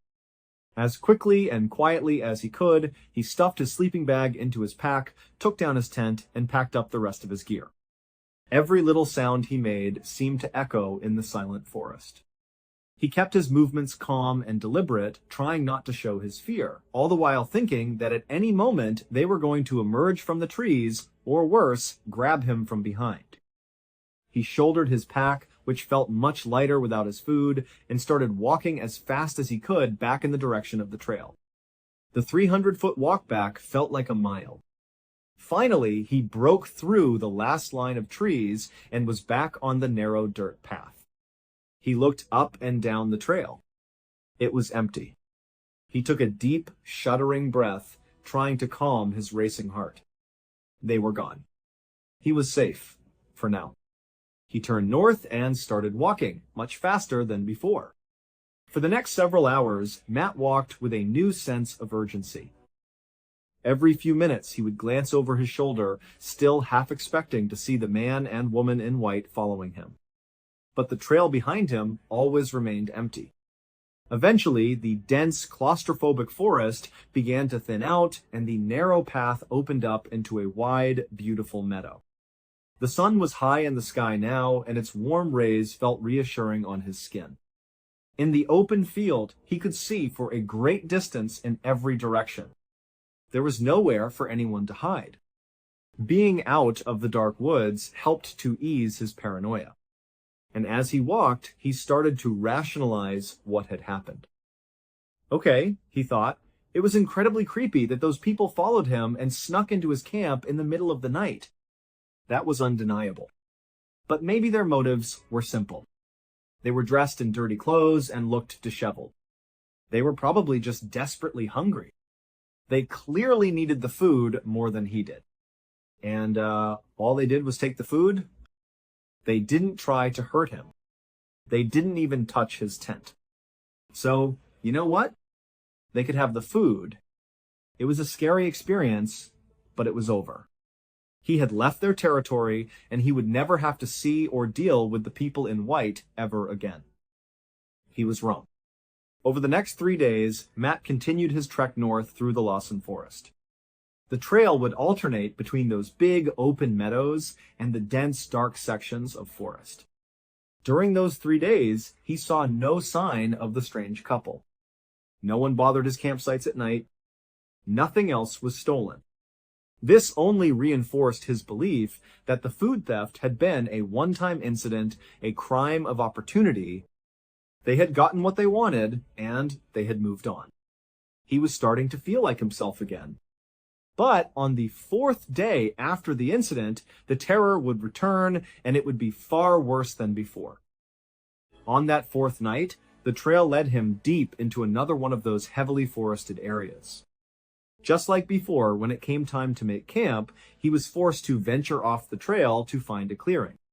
He walked several hundred feet into the woods, found a suitable spot, and set up his tent. But this time, he took an extra precaution. After what had happened before, he had developed a new routine. He walked around the entire perimeter of his campsite, gathering dry sticks and twigs. He then carefully laid them out on the ground in a wide circle around his tent. It was a makeshift early warning system. If any person or large animal got too close to his camp during the night, they would have to step on one of the sticks. The snap of the breaking wood would hopefully be loud enough to wake him up. With his campsite and his alarm system in place, Matt ate a quick dinner, secured his new supply of food high up in a tree, and then crawled into his tent. He was still on edge, but he felt a little safer with his stick perimeter. He eventually fell asleep. A few hours later, in the dead of night, Matt's eyes snapped open. He was instantly awake. He lay perfectly still in the absolute total blackness of his tent, straining his ears. He didn't know what had woken him. Maybe it was a noise, maybe it was just a feeling. He held his breath, listening to the silence of the forest. And then he heard it. It was a sharp, distinct cracking sound. The sound of a dry stick being snapped in half. Someone or something had just stepped on his perimeter. His heart immediately started hammering against his rib. An animal? Or a person? He didn't know, but he knew something was just a few feet away from him in the darkness. Instinct took over. As slowly and silently as he could, he slid his arm out of his sleeping bag. His hand fumbled in the dark for the familiar handle of his large hunting knife that he now kept right next to him. As his fingers wrapped around the handle, he heard more sounds. Footsteps. Whoever was out there wasn't being stealthy anymore.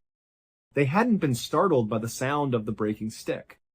They were still moving, and they were moving directly towards his tent. Matt's mind replayed the image of the boot prints circling his tent a few nights ago. He was almost certain this wasn't an animal. It was them. The people in white were back. He clutched the knife tightly, his knuckles white. He was in the middle of nowhere, completely alone. If these people meant him harm, no one would hear him scream. He prepared himself to slash out through the fabric of the tent if he had to.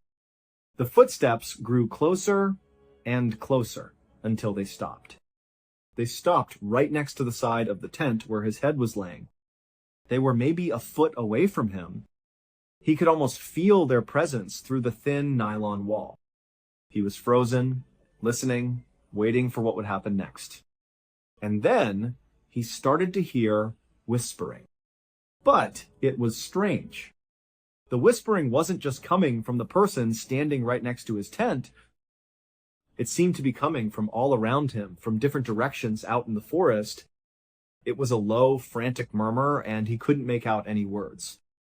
As the disembodied whispering grew more agitated, the person right outside his tent began to move again.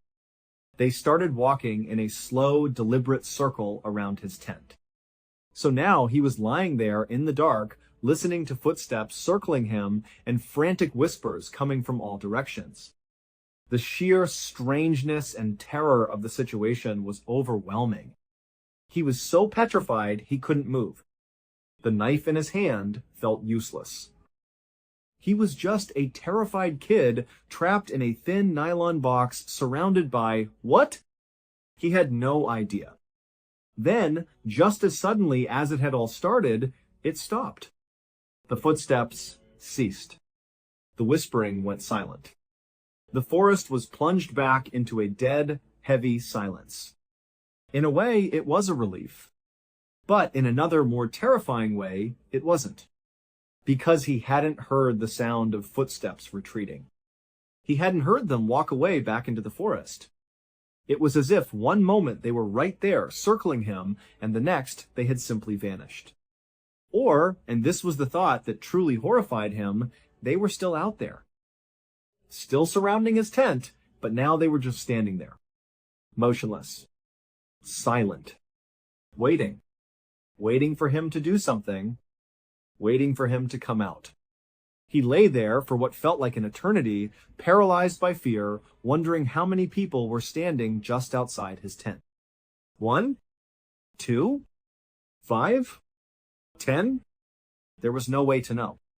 He didn't dare make a sound. He didn't even dare to breathe too loudly. He just waited for the sun to come up.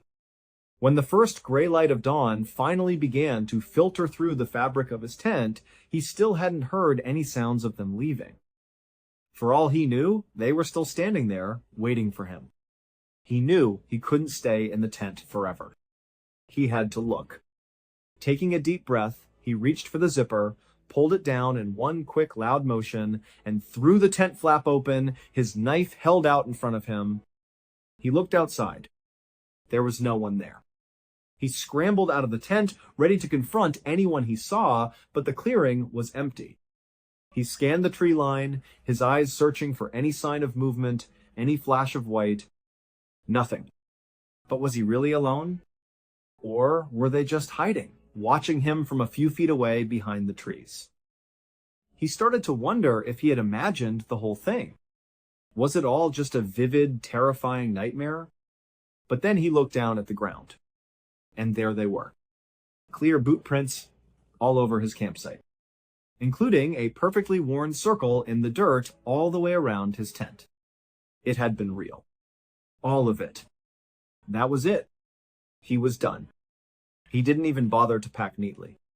He just shoved everything into his backpack as fast as he could, threw it over his shoulder, and started running. He crashed through the undergrowth, branches whipping at his face, not caring about the noise, just running back towards the trail. When he reached the path, he didn't slow down. He just kept running north. As he ran, looking back over his shoulder every few seconds, he had one thought repeating in his head: get out of Lassen National Forest. He told himself that this was their territory. If he could just get out of this forest, get away from their turf, they would leave him alone. This thought fueled him, and he ran and fast-hiked for the rest of the day. By late afternoon, he had finally made it out of the forest. He emerged from the tree line and found himself on the outskirts of a small town that bordered the park. That night, he set up his camp as close to the town as he could, wanting the comforting lights and sounds of civilization nearby. As he lay in his tent that night, unable to sleep, he replayed the events of the last few days over and over in his mind. He was now convinced that the man and woman in white were behind everything. The first encounter, where they stole his food, was creepy, but it made a twisted kind of sense. They were hungry. But the second encounter, the one from the previous night, made no sense at all. Assuming it was them, it meant they had been following him for days completely unseen. Even though he had been constantly looking over his shoulder for them, they had managed to shadow him without him ever spotting them. How was that possible? And then, how had they found his campsite again, another random spot hundreds of feet off the trail? And once they were there, what were they doing? What was the point of circling his tent and whispering? It wasn't to steal anything. It felt more like they were trying to terrorize him, And how did they just disappear into thin air without making a sound? None of it added up. It was all a terrifying, illogical nightmare. The next morning, as he packed up his camp, he seriously considered quitting the hike. He could just call his family, tell them to come pick him up, and go home. It was the safe, sane thing to do. But this hike meant so much to him. He was only about 100 miles from the finish line. He had already come over 1,600 miles. He had poured so much of himself into this journey, and he couldn't stand the thought of giving up now, so close to the end. He wanted to finish what he started. So he made a decision. He would keep going. He shouldered his pack and continued north, leaving the small town behind and heading towards his next challenge, the Mount Shasta National Forest. Mount Shasta was in many ways similar to Lassen. It was another vast, dense wilderness. But Mount Shasta carried with it a much more sinister reputation. For decades, it has been a hotspot for strange and baffling disappearances. An unusually high number of people have vanished without a trace within the forest. Some of the most frightening stories come from people who were with someone who disappeared. They'll say that their friend or family member was walking right in front of them, they turned their back for just a moment, and when they looked again, the person was gone. Just gone. No tracks, no sound, no sign of a struggle, as if they were erased from existence. Despite massive search efforts, many of these people are never seen again. Knowing this, Matt entered the Mount Shasta forest with a deep sense of dread. He was once again on a narrow trail surrounded by a thick wall of trees. Every shadow looked like a person. Every snap of a twig made him jump. He felt like he was being watched again, and he just kept his head down, focused on putting one foot in front of the other, telling himself he was almost done. For the first 3 days in Mount Shasta, nothing happened. He hiked as far as he could each day, set up his camp, and spent the night undisturbed. He didn't see the people in white, or anyone else for that matter. A part of him started to hope that he had finally left them behind. But on the 4th day, that hope was extinguished. On that 4th day, the trail took him out of the dense woods and up onto the side of a mountain. At this higher elevation, the trees were much sparser. The visibility was incredible. He could see the trail snaking for miles ahead of him, and when he turned around, he could see it stretching for miles behind him. It was a beautiful, clear day. He was just walking along, enjoying the view, when at some point he casually turned to look back down the trail. He had been doing this all day, and it had always been empty. But this time, it wasn't. Miles and miles back, so far away that they were just tiny specks, he saw 2 little white dots. And they were slowly moving along the trail, heading in his direction. It was them. The people in white were back. He was now at least 50 miles, probably more, from where he had first seen them sitting on that boulder in Lassen. This confirmed his worst fears. They hadn't just stumbled upon him twice by chance. They had been actively, relentlessly stalking him this whole time. And for some unknown, terrifying reason, they were still following him. In that moment, finishing his hike meant nothing to him. All he wanted was to get away from these people. He ripped his map out of his pack, his hands shaking. He needed to find the nearest town, the nearest road, anything. To his horror, he realized he was in one of the most remote sections of the entire trail. The nearest town, a small place called Castella, was at least 25 miles away. He didn't have a better option. He shoved the map back into his pocket, took one last look at the 2 white dots that were steadily getting closer, and then he turned and ran. He ran for hours, not daring to stop. He didn't even look back anymore. He just ran. When the sun started to set and the trail became harder to see, he kept running. It wasn't until it was so dark that he literally could not see his own feet that he finally, totally exhausted, stumbled to a stop. He immediately left the trail, pushing his way deep into the forest, much further than ever before, trying to get as far away from the path as he possibly could. He eventually found a small clearing hundreds of feet from the trail. He set up his tent in the middle of it, and then, with painstaking diligence, he laid out his perimeter of sticks, making it thicker and wider than ever before. He crawled into his tent, but he didn't take off his boots or his clothes. He wanted to be ready to run at a moment's notice. He lay there in his sleeping bag, his knife in his hand, terrified, with no expectation of getting any sleep. He tried to calm himself. He had run for miles. There was no way they could have kept up. There was no way they saw where he left the trail. They couldn't possibly find him here. He lay there for hours in the silent darkness. Eventually, sheer exhaustion began to take over. His eyes felt heavy. He started to drift off. And just as he was about to fall asleep, he heard it. The snap of a stick from his perimeter. Before he could even react, the whispering started again, all around him. And then, something new happened. His entire tent was suddenly illuminated with a blindingly bright light. Someone was shining a powerful flashlight or a lantern directly on his tent, lighting it up like a paper lantern. They had found him again. In the middle of the night, in a random spot hundreds of feet off the trail, they had found him. And now they were shining a light on him, letting him know they were there. Then the light clicked off, plunging him back into terrifying silence and darkness. That was the breaking point. His survival instinct took over. He wasn't going to just lie there and wait. He ripped himself out of his sleeping bag, burst out of his tent, screaming at the top of his lungs, waving his knife wildly in the air.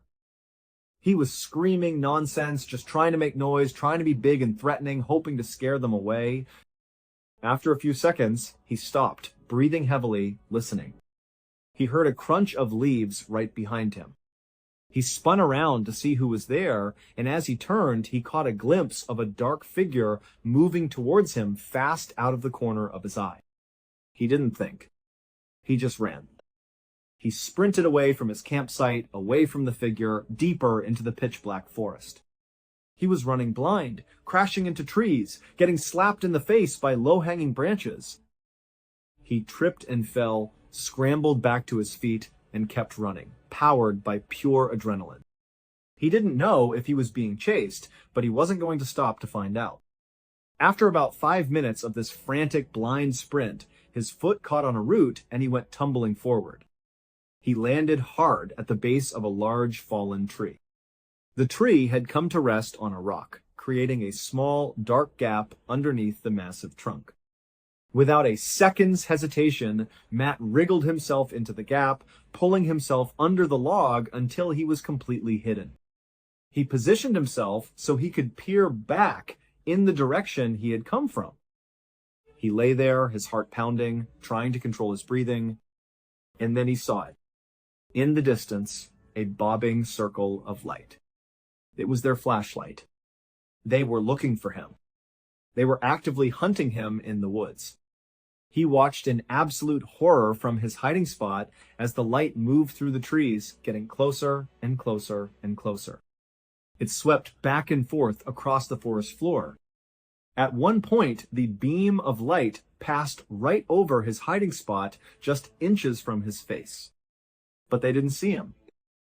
The light kept moving, and eventually it passed by his position and continued on deeper into the forest. Matt stayed under that log for the rest of the night. He didn't move a muscle. Even when the sun came up and it was obvious that whoever was looking for him was long gone, he was still too terrified to move. He remained hidden under that log for hours, well into the early afternoon. Finally, he summoned the courage to pull himself out. He looked around. The forest was quiet. He was alone. His campsite, with all of his expensive gear, his journal, and his personal belongings, was somewhere back there in the woods. But there was no way he was going back for it. He was worried they might still be there, waiting for him. He abandoned everything. He turned and started running again away from his campsite back towards where he thought the trail was. When he finally found the trail, he didn't stop. He ran and walked the remaining miles all the way to the town of Castella. When he got there, a kind driver gave him a ride to the nearby town of Mount Shasta.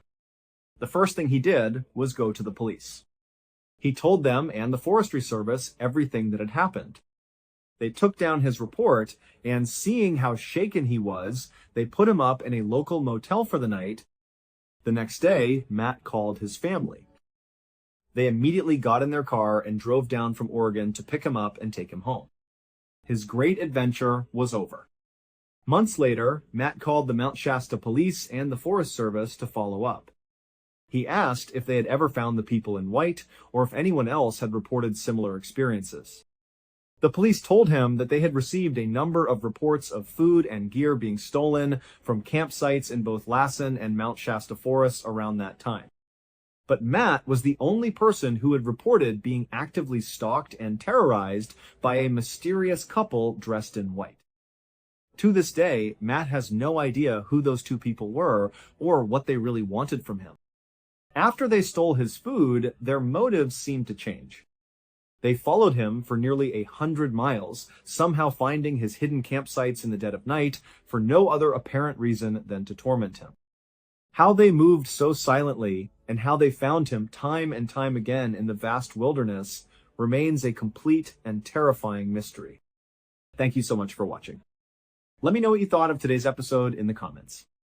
And remember, we have a whole playlist of true crime episodes ready for you to binge right now. Until next time. See ya. On the night of the 25th of August 2011, a 2-3-year-old woman named Risa Dura and her husband, Hioki Dura, were sitting together on their couch.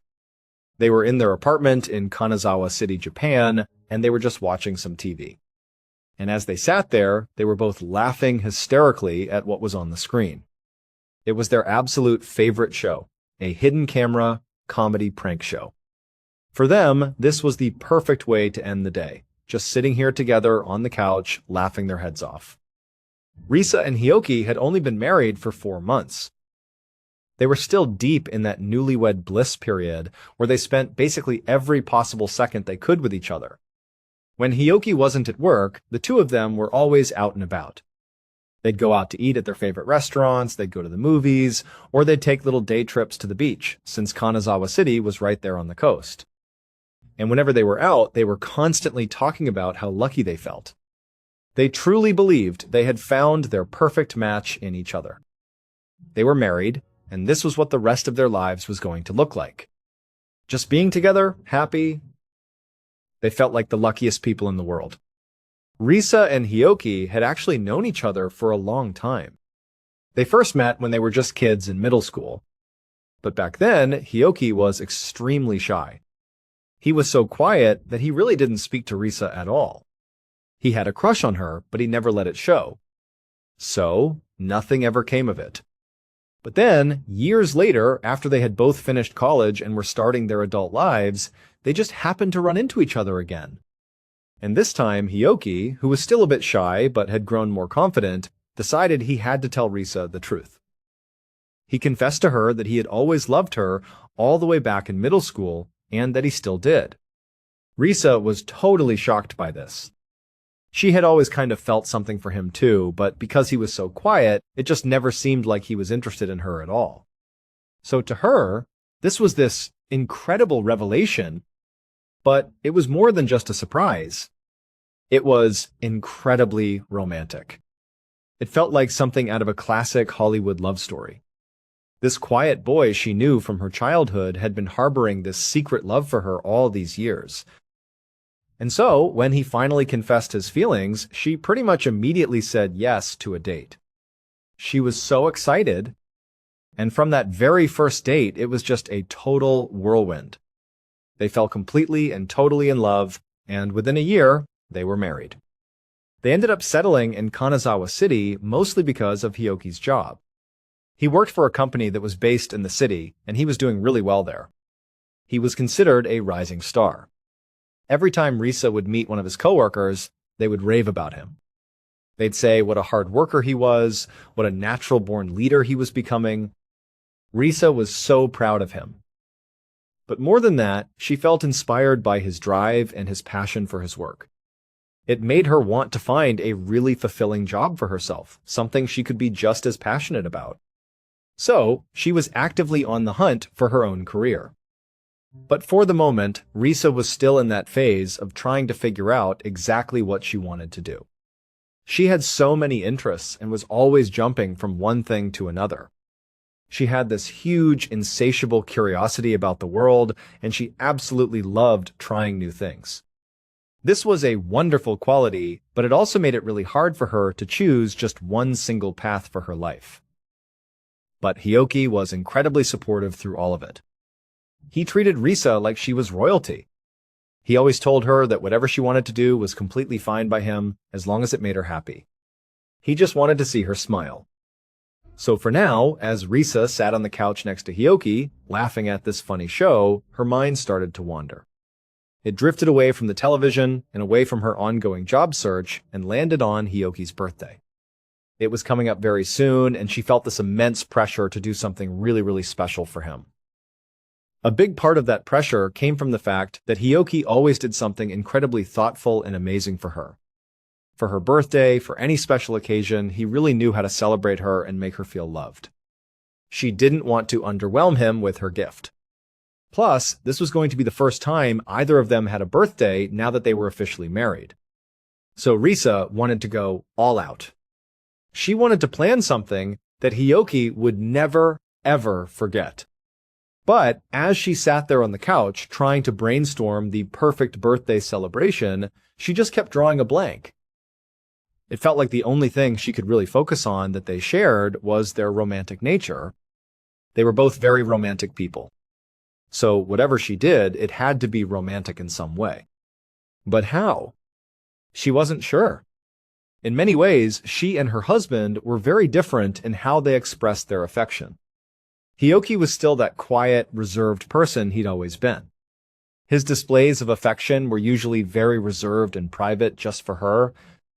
But Risa, on the other hand, was a massive extrovert. She was full of energy, and so her displays of affection were often over the top, big, and boisterous. So Risa was really struggling, trying to think of how she could combine their two styles of romance into one perfect celebration. And then, all of a sudden, it was like she had an epiphany. She saw it perfectly in her mind's eye. The perfect way to celebrate his birthday. She didn't even know what had inspired it, it just came to her in a flash. She would take her husband out for a very romantic walk on the beach at night. But then, at the end of the walk, there would be this huge surprise. An over-the-top fireworks display just for him.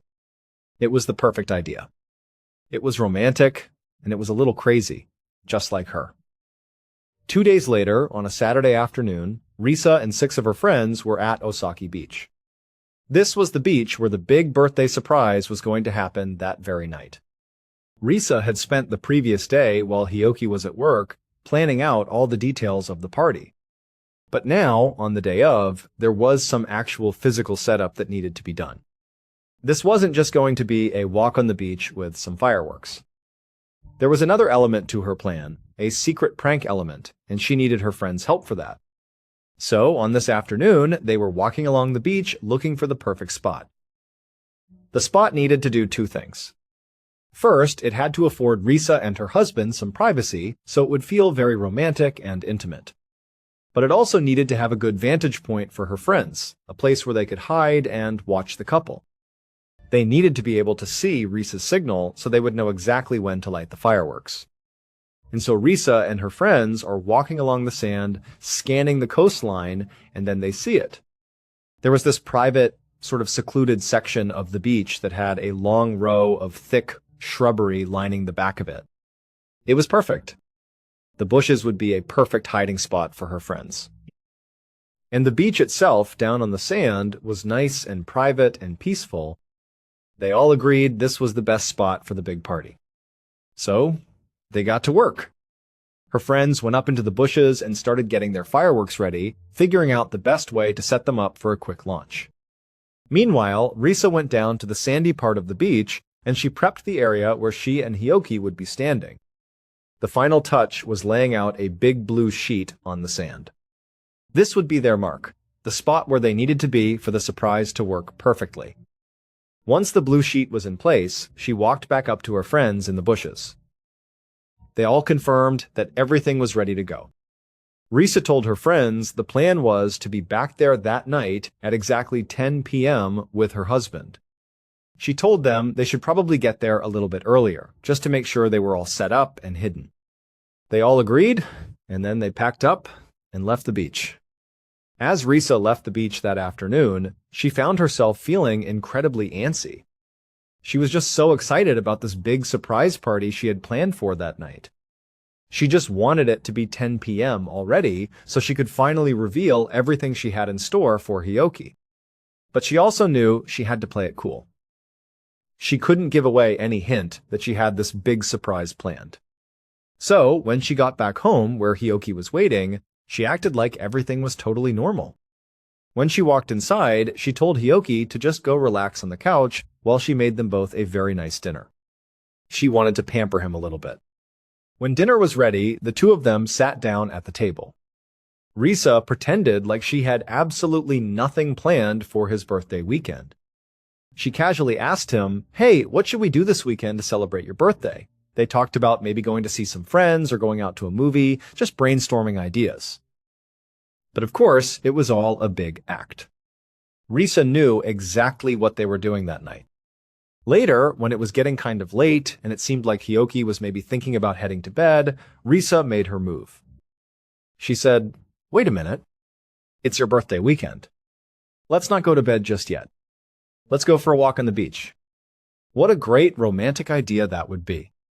Hioki was a little surprised by the suggestion, it being so late, but he thought about it for a second and then said, "Actually, yeah, that sounds great. Let's go for it." As soon as he said yes, Risa could barely contain her excitement. She knew she had this amazing, incredible thing planned for him down at the beach, and it was about to happen. This was going to be awesome. And so, she and her husband quickly cleaned up the dinner dishes. And then, just before 10 p.m., they left their apartment, got in their car, and started heading to the beach. About 10 minutes later, they parked at the end of a dead-end road right near the beach. When they got out of the car, they were surrounded by bushes on all sides of the road. But there was a little sandy path that cut through the bushes and led down to the open beach. As Risa led Hioki down this path and onto the sand, she quickly realized she had a very big problem. There was virtually no moonlight. The sky was overcast, and it was basically pitch black out on the beach. This was a huge issue. Remember, she had put out that blue blanket to mark the exact spot where she and Hioki needed to be. It was their position marker, so that her friends, who were hidden nearby in the bushes, would know when and where to light off the fireworks. The entire plan, the entire surprise, was contingent on them getting to that blue blanket. And it was so dark that not only was Risa unable to see the blue blanket from a distance, she could barely even see the sand right in front of her feet. It was so dark, it was almost eerie out there. And you have to remember, this was in 2011. You couldn't just pull out your cell phone and turn on a powerful flashlight. That feature didn't really exist yet. So the best they could do was to pull out their phones, tap on the screen to wake them up, and use the little bit of light coming from the home screen to try and guide their way. After walking on the beach for just a short ways, Hioki actually stopped Risa. He said, "Hey, I don't think it's safe to be walking on the beach right now. We really can't see where we're going at all. Let's go back to the car and see if we have a flashlight." But Risa knew her friends were already in position. They were waiting in those shrubs down the beach, ready to light off those fireworks. And she figured they probably couldn't see very well either. She started to worry that if she and Hioki didn't get to the spot soon, her friends might panic. Maybe they'd think something was wrong, or maybe they'd light off the fireworks prematurely. She didn't know what might happen, but she was starting to get worried that her whole perfect plan was falling apart. She couldn't afford to be late. And so she told her husband, "No, let's not go back for flashlights. Let's just keep walking. It's no big deal. The sand is flat. And so the two of them continued walking along the beach, holding up their dimly lit cell phone screens to try and guide them. But pretty quickly, Hioki started to notice that Risa seemed really anxious, and she was walking way too fast. This was supposed to be a peaceful, romantic walk on the beach, but Risa was walking like a woman on a mission. She was striding ahead of him, clearly trying to get somewhere specific. But he didn't understand where she was trying to go. Finally, he called out to her and said, "Hey, what's going on? Why are you walking so quickly? What are we doing out here?" And so finally, she just stopped. She turned and looked at her husband, and she was about to tell him what was actually going on. She felt like the surprise was ruined at this point anyway, and she basically needed his help if they were ever going to find this blanket and figure out where they needed to be. But right as Risa opened her mouth to tell her husband what was going on, suddenly, it was like the whole world went completely black. There was no more ambient light from their cell phones, no more minimal moonlight, nothing. Just absolute blackness and then a sudden, jarring silence. At that exact same time, Risa's friends were not that far away, hiding up in the bushes just like they had planned. But, much like Risa and Hioki, they had also been dealing with the problem of not being able to see anything. It was so incredibly dark. They had gotten into position, but they couldn't even see the sand clearly from where they were hiding. They had absolutely no idea if Risa and Hioki were in position or not. But they could hear them.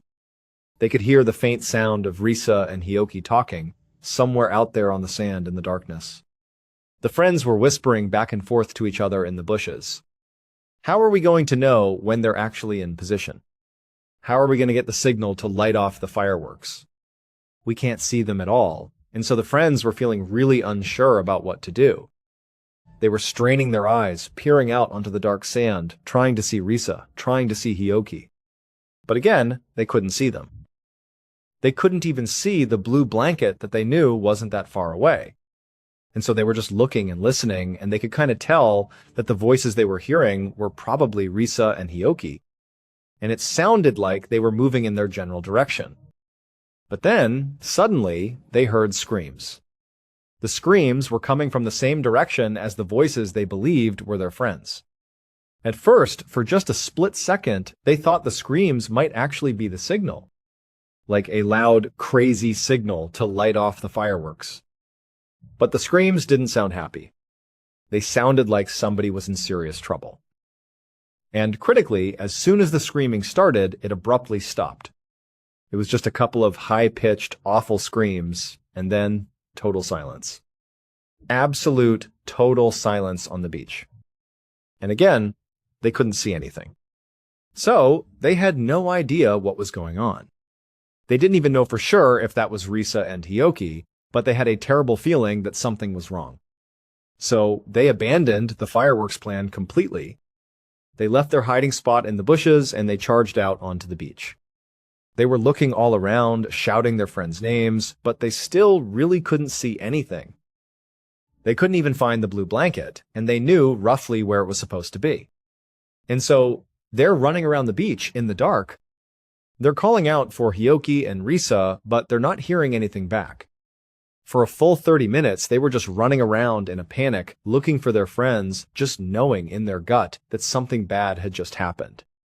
And then, at some point, one of the friends doubled back. They went roughly to the area where they knew the blue blanket was supposed to be. And that's when they made a discovery. It would turn out that when Risa and Hioki were out on that beach, walking around in the total darkness, Risa actually did find the blue sheet that she had set up. Except it was so dark that even though they were, at one point, literally standing on the blanket, she and Hioki couldn't even tell it was that dark. Now, that might not seem like it would be catastrophic until you consider what was underneath that blanket. So, 2 days earlier, when Risa had her big epiphany about how to create the best birthday ever for Hioki, she had been inspired in part by the show they were watching on TV. That hidden camera comedy show that she and Hioki both loved.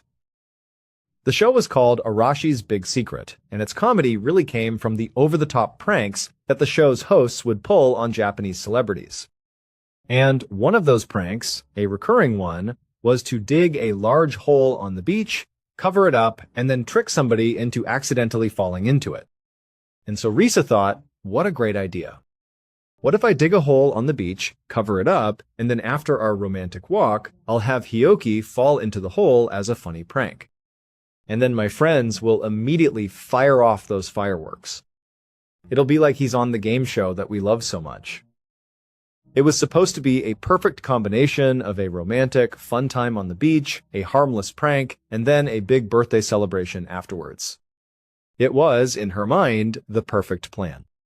However, Risa had made a terrible, fatal miscalculation. On the game show, when they would dig these holes in the beach, they would cover them with a very specific material. It was basically dried foam, almost like styrofoam. The instant one of their contestants or celebrities stepped directly on the foam, it would immediately break and they would fall safely, feet first, into the hole. But what Risa did was different. After she and her friends dug this deep hole, getting ready for the big party, she covered it first with a thick, rigid piece of plastic. It was almost like a thin sheet of plywood, but made of hard plastic. So she covered the hole with that, and that was the platform. And then she covered that platform with the blue sheet so that to the naked eye, it just looked like the ground was level underneath. In Risa's mind, this rigid piece of plastic would break the instant her husband stepped on it. She thought it wasn't that strong. Maybe it was strong enough to hold him for a second, but it would definitely snap in the middle and he would fall in, just like on the show. But in reality, when she and her husband inadvertently walked onto that blue sheet without even realizing it because it was so dark, that piece of plastic didn't break. It was too rigid. Instead of breaking, the plastic just suddenly tilted to one side. It acted like a trapdoor.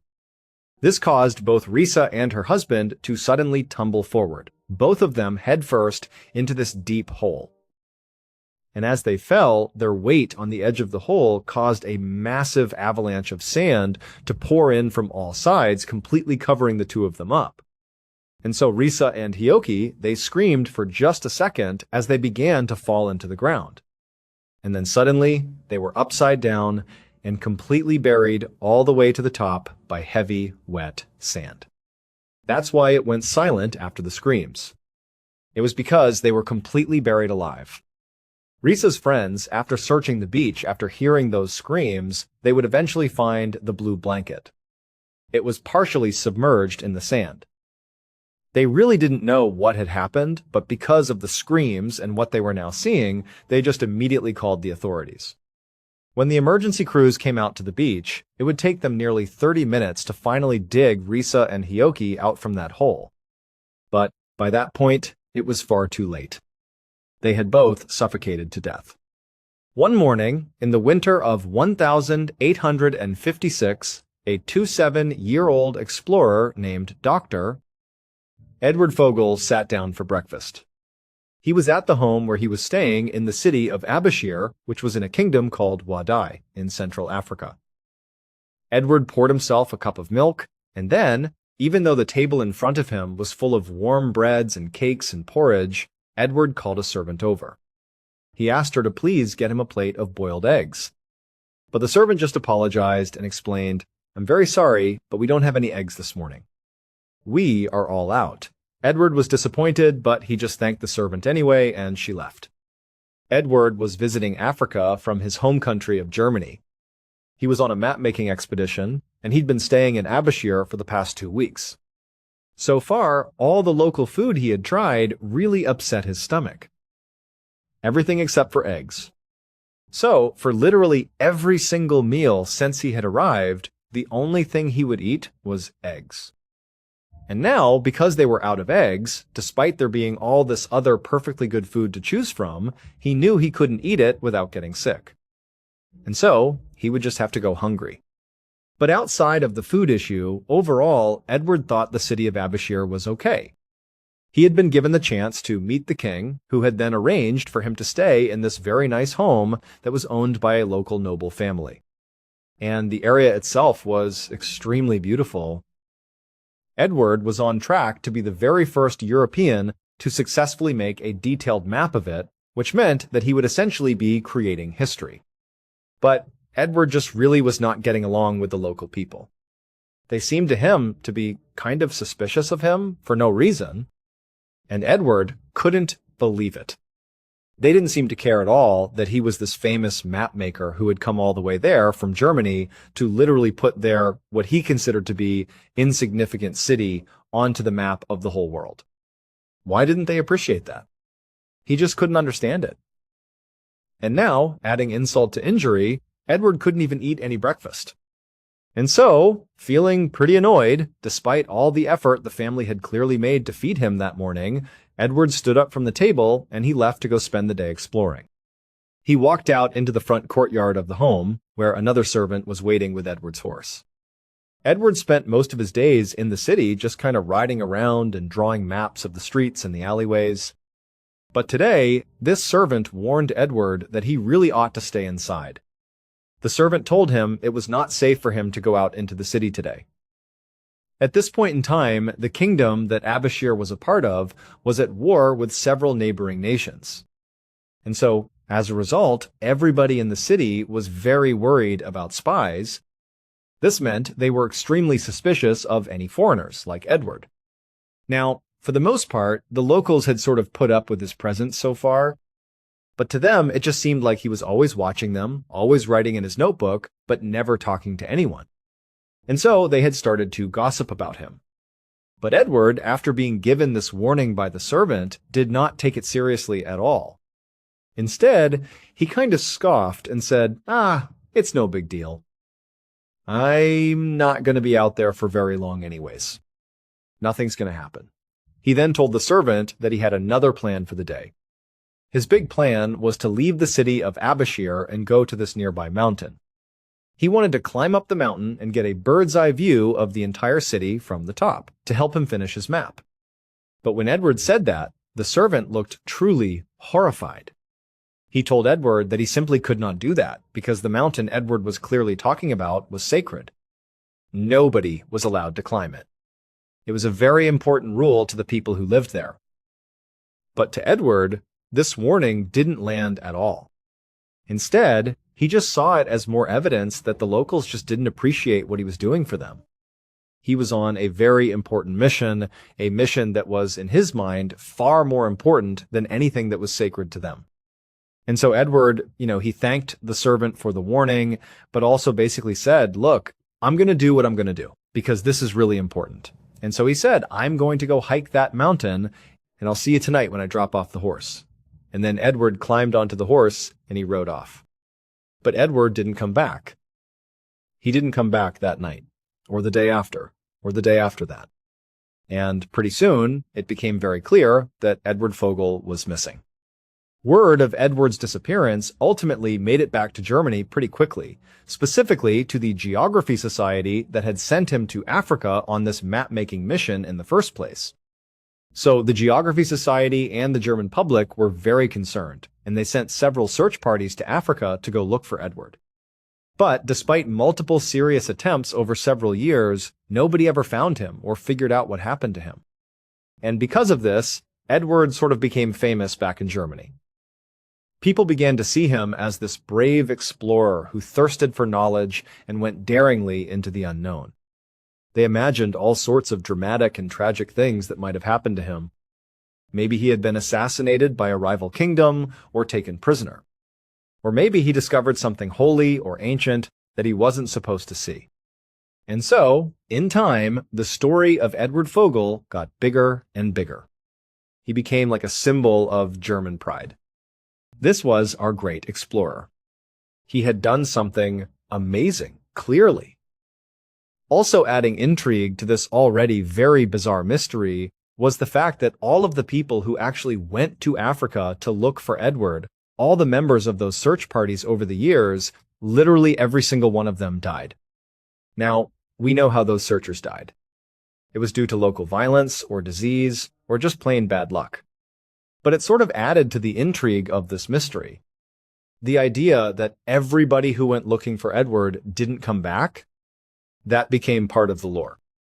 And so this mystery just continued to grow and grow. It was passed around and things were embellished and things were fictionalized, until finally, almost 20 years after Edward disappeared, another explorer named Gustav Nachtigall decided that he was going to be the one who finally figured out, once and for all, what actually happened to this guy. And so, in the early winter of 1874, Gustav is now in the courtyard outside of his apartment in Abashir. He had actually traveled to Africa to begin his search for the answer. What happened to Edward? And he's standing in this courtyard along with his translator, whose name was Ahmed. The two of them were sitting across from an elderly man who was friends with the current king of Abashir. This elderly man had, at one point, lived in one of the apartments across this very courtyard. And so Gustav asked this old man if he had ever met with a European man about 17 years earlier. And Ahmed translated the question for him. And the old man said, yes, he had. He remembered that one European man had come to meet with the king around that time. He said the man had always been writing in this notebook, but he had never seemed to want to speak to anybody and had, for the most part, just kept to himself. But the old man said that, beyond his general impression of the guy, he really didn't know anything about him. He had no idea what he was doing there or what ultimately happened to him. So at this point, both Gustav and Ahmed had been in Abashir for 2 months. And in that time, they had been trying to ask around and see if anybody remembered Edward.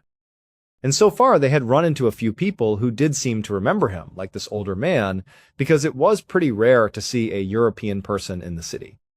But unfortunately, nobody had any specific information on how or when Edward had disappeared. Or, in the rare case that they did seem to know more, they refused to talk about it. And so for Gustav, on the one hand, this was incredibly frustrating. All he wanted was the truth. But on the other hand, as he ran into more and more people who seemed apprehensive to even talk about Edward at all, that sort of suggested that maybe something really bad did happen to Edward when he was in Abashir.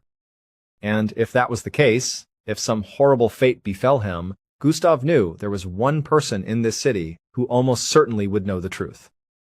But Gustav basically couldn't ask this one person any questions about Edward without being incredibly offensive. Because this one person was the current king of Abashir, King Ali. And it would have been his father who had met Edward and arranged for him to stay with that noble family when he was doing his map making. And so for Edward to have been killed or captured, or if something horrible had happened to him while he was in Abashir, well, King Ali's father would have had to have given the okay. Or he would have at least known about it and been okay with it. He would have known something, making him complicit in whatever happened to Edward. And so to ask King Ali, hey, what do you think happened to Edward? You could be potentially suggesting that his own father did something terrible. But it was more than that. What Ahmed had told Gustav was that you don't just risk offending the king by asking those questions. You might actually be executed for offending the king. And so, what Gustav decided he needed to do, because he was so dead set on trying to solve this mystery, is he still needed to find a way to talk to King Ali about Edward, but without losing his life. He had to come up with a very clever way to get this information out of the king. A few weeks later, Gustav and Ahmed had still not yet come up with a clever way to speak to the king. They couldn't figure out a way to approach the subject without horribly offending him. And so the two of them were in Gustav's apartment eating lunch when suddenly there was a knock at the door. Gustav got up, he went to the door, and when he opened it up, it was a courier. The man told Gustav that he was part of a caravan that had just arrived there from North Africa, and he had some mail for Gustav from back home. He had letters from Germany. He just handed the whole bundle of mail to Gustav. And Gustav, who did not get mail very often, was very excited. He said, "Oh, thank you." He took the mail, thanked the guy again, shut the door, and went back into the common room. And he just began going through the mail, looking to see who had sent him something. And as he was doing it, he suddenly had this great idea. It had nothing to do with what was actually written in the letters. It was just the concept of receiving mail that suddenly gave him this brilliant way to talk to the king. The very next day, Gustav and Ahmed walked into the royal palace in Abashir. When they walked in, they eventually made their way into this bright and airy courtroom. And in this courtroom, on the other end, against the far wall, was King Ali sitting on his throne. So Gustav and Ahmed immediately went over to the king, and they greeted him and they exchanged some pleasantries.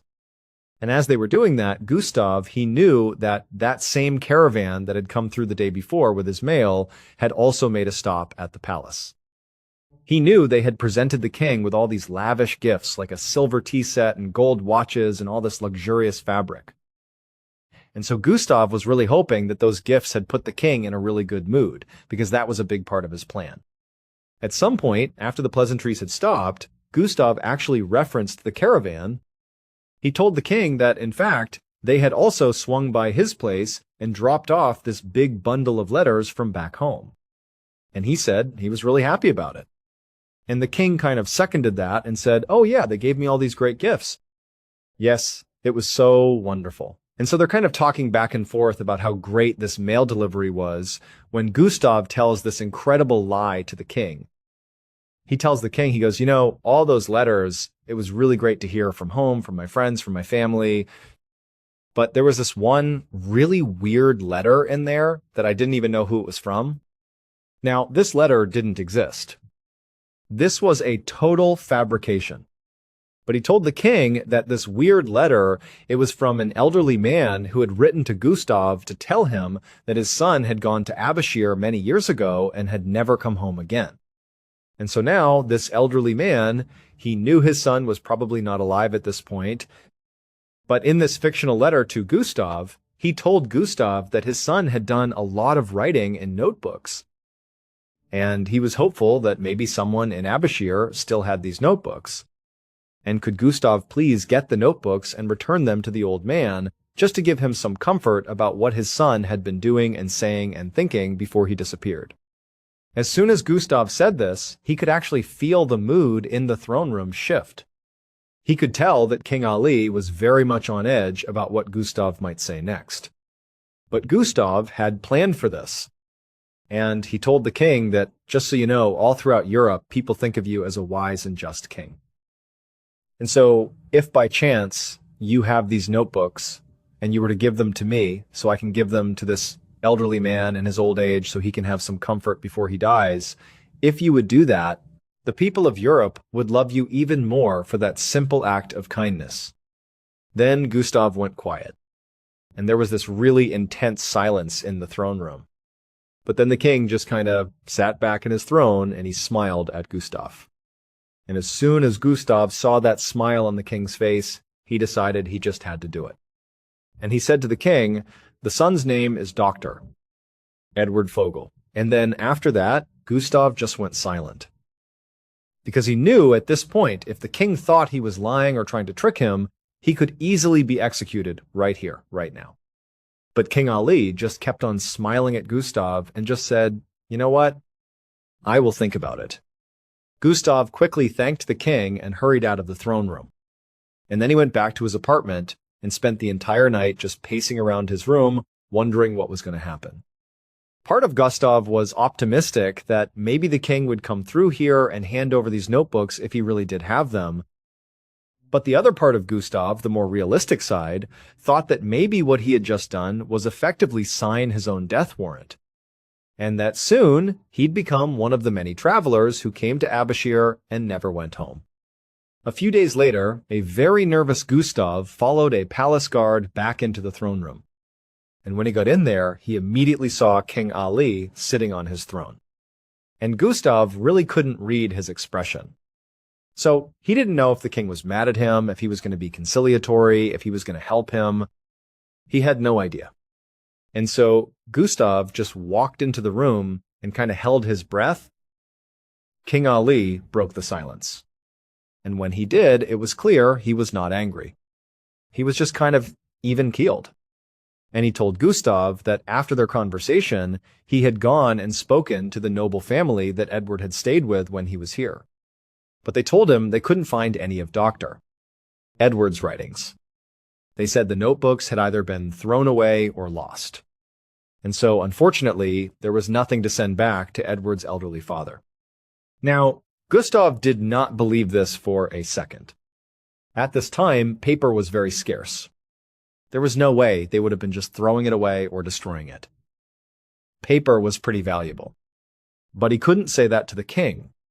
So he just swallowed his disappointment and thanked the king for asking about the notebooks. And then Gustav hoped that at this point he'd be allowed to leave. But one of the guards put their hand on Gustav's shoulder and said he needed to follow him. And at this point, Gustav's stomach dropped. He assumed he was about to be taken away, to be punished for asking about Edward in the first place. And so Gustav's hands were shaking and his heart was racing as he followed the guard out of the palace and out into the courtyard. There were some horses tied up and waiting for them. Gustav felt nauseous as he followed the guard through the city streets, and he wondered if he should just try to make a break for it and try to escape. But he looked down different streets and alleys and realized that would be totally useless. The palace guards would find him in minutes. So there was nowhere for him to go. And so Gustav had no choice but to just keep on following this guard. Through the city they went. And then eventually they got to the city gates. And Gustav was horrified as they left the city and just began riding out into the wilderness over towards this huge mountain in the distance. And as they were making their way towards this mountain, all Gustav was thinking is that at any moment here, they're going to just dump me here to die, or they're going to ambush me, or something bad is going to happen. At some point, the guard led Gustav all the way to the foot of that mountain. And there, the guard abruptly stopped and climbed off his horse. He just turned around and faced Gustav. And he says, "I am going to tell you exactly what happened to Edward." And Gustav was kind of shocked by this. He really didn't know what was going to happen here. He didn't even know if he was still in danger at this point. But now he was just holding his breath, waiting for this mystery to potentially finally be solved. And so the guard, he looked at Gustav and he said, "Edward committed an unforgivable crime." And he was punished for that crime. Now, at this point, Gustav was shocked. Edward was this very well-traveled and highly respected guy. And it just didn't make sense that he would commit any crime, let alone an unforgivable one that apparently cost him his life. And so Gustav kind of blurted out, "What crime? What did he do?" The guard explained that from day one, Edward had made lots of enemies in Abashir. He basically spent his days riding all around the city and staring at everybody and writing in his notebooks, but never talking to anybody.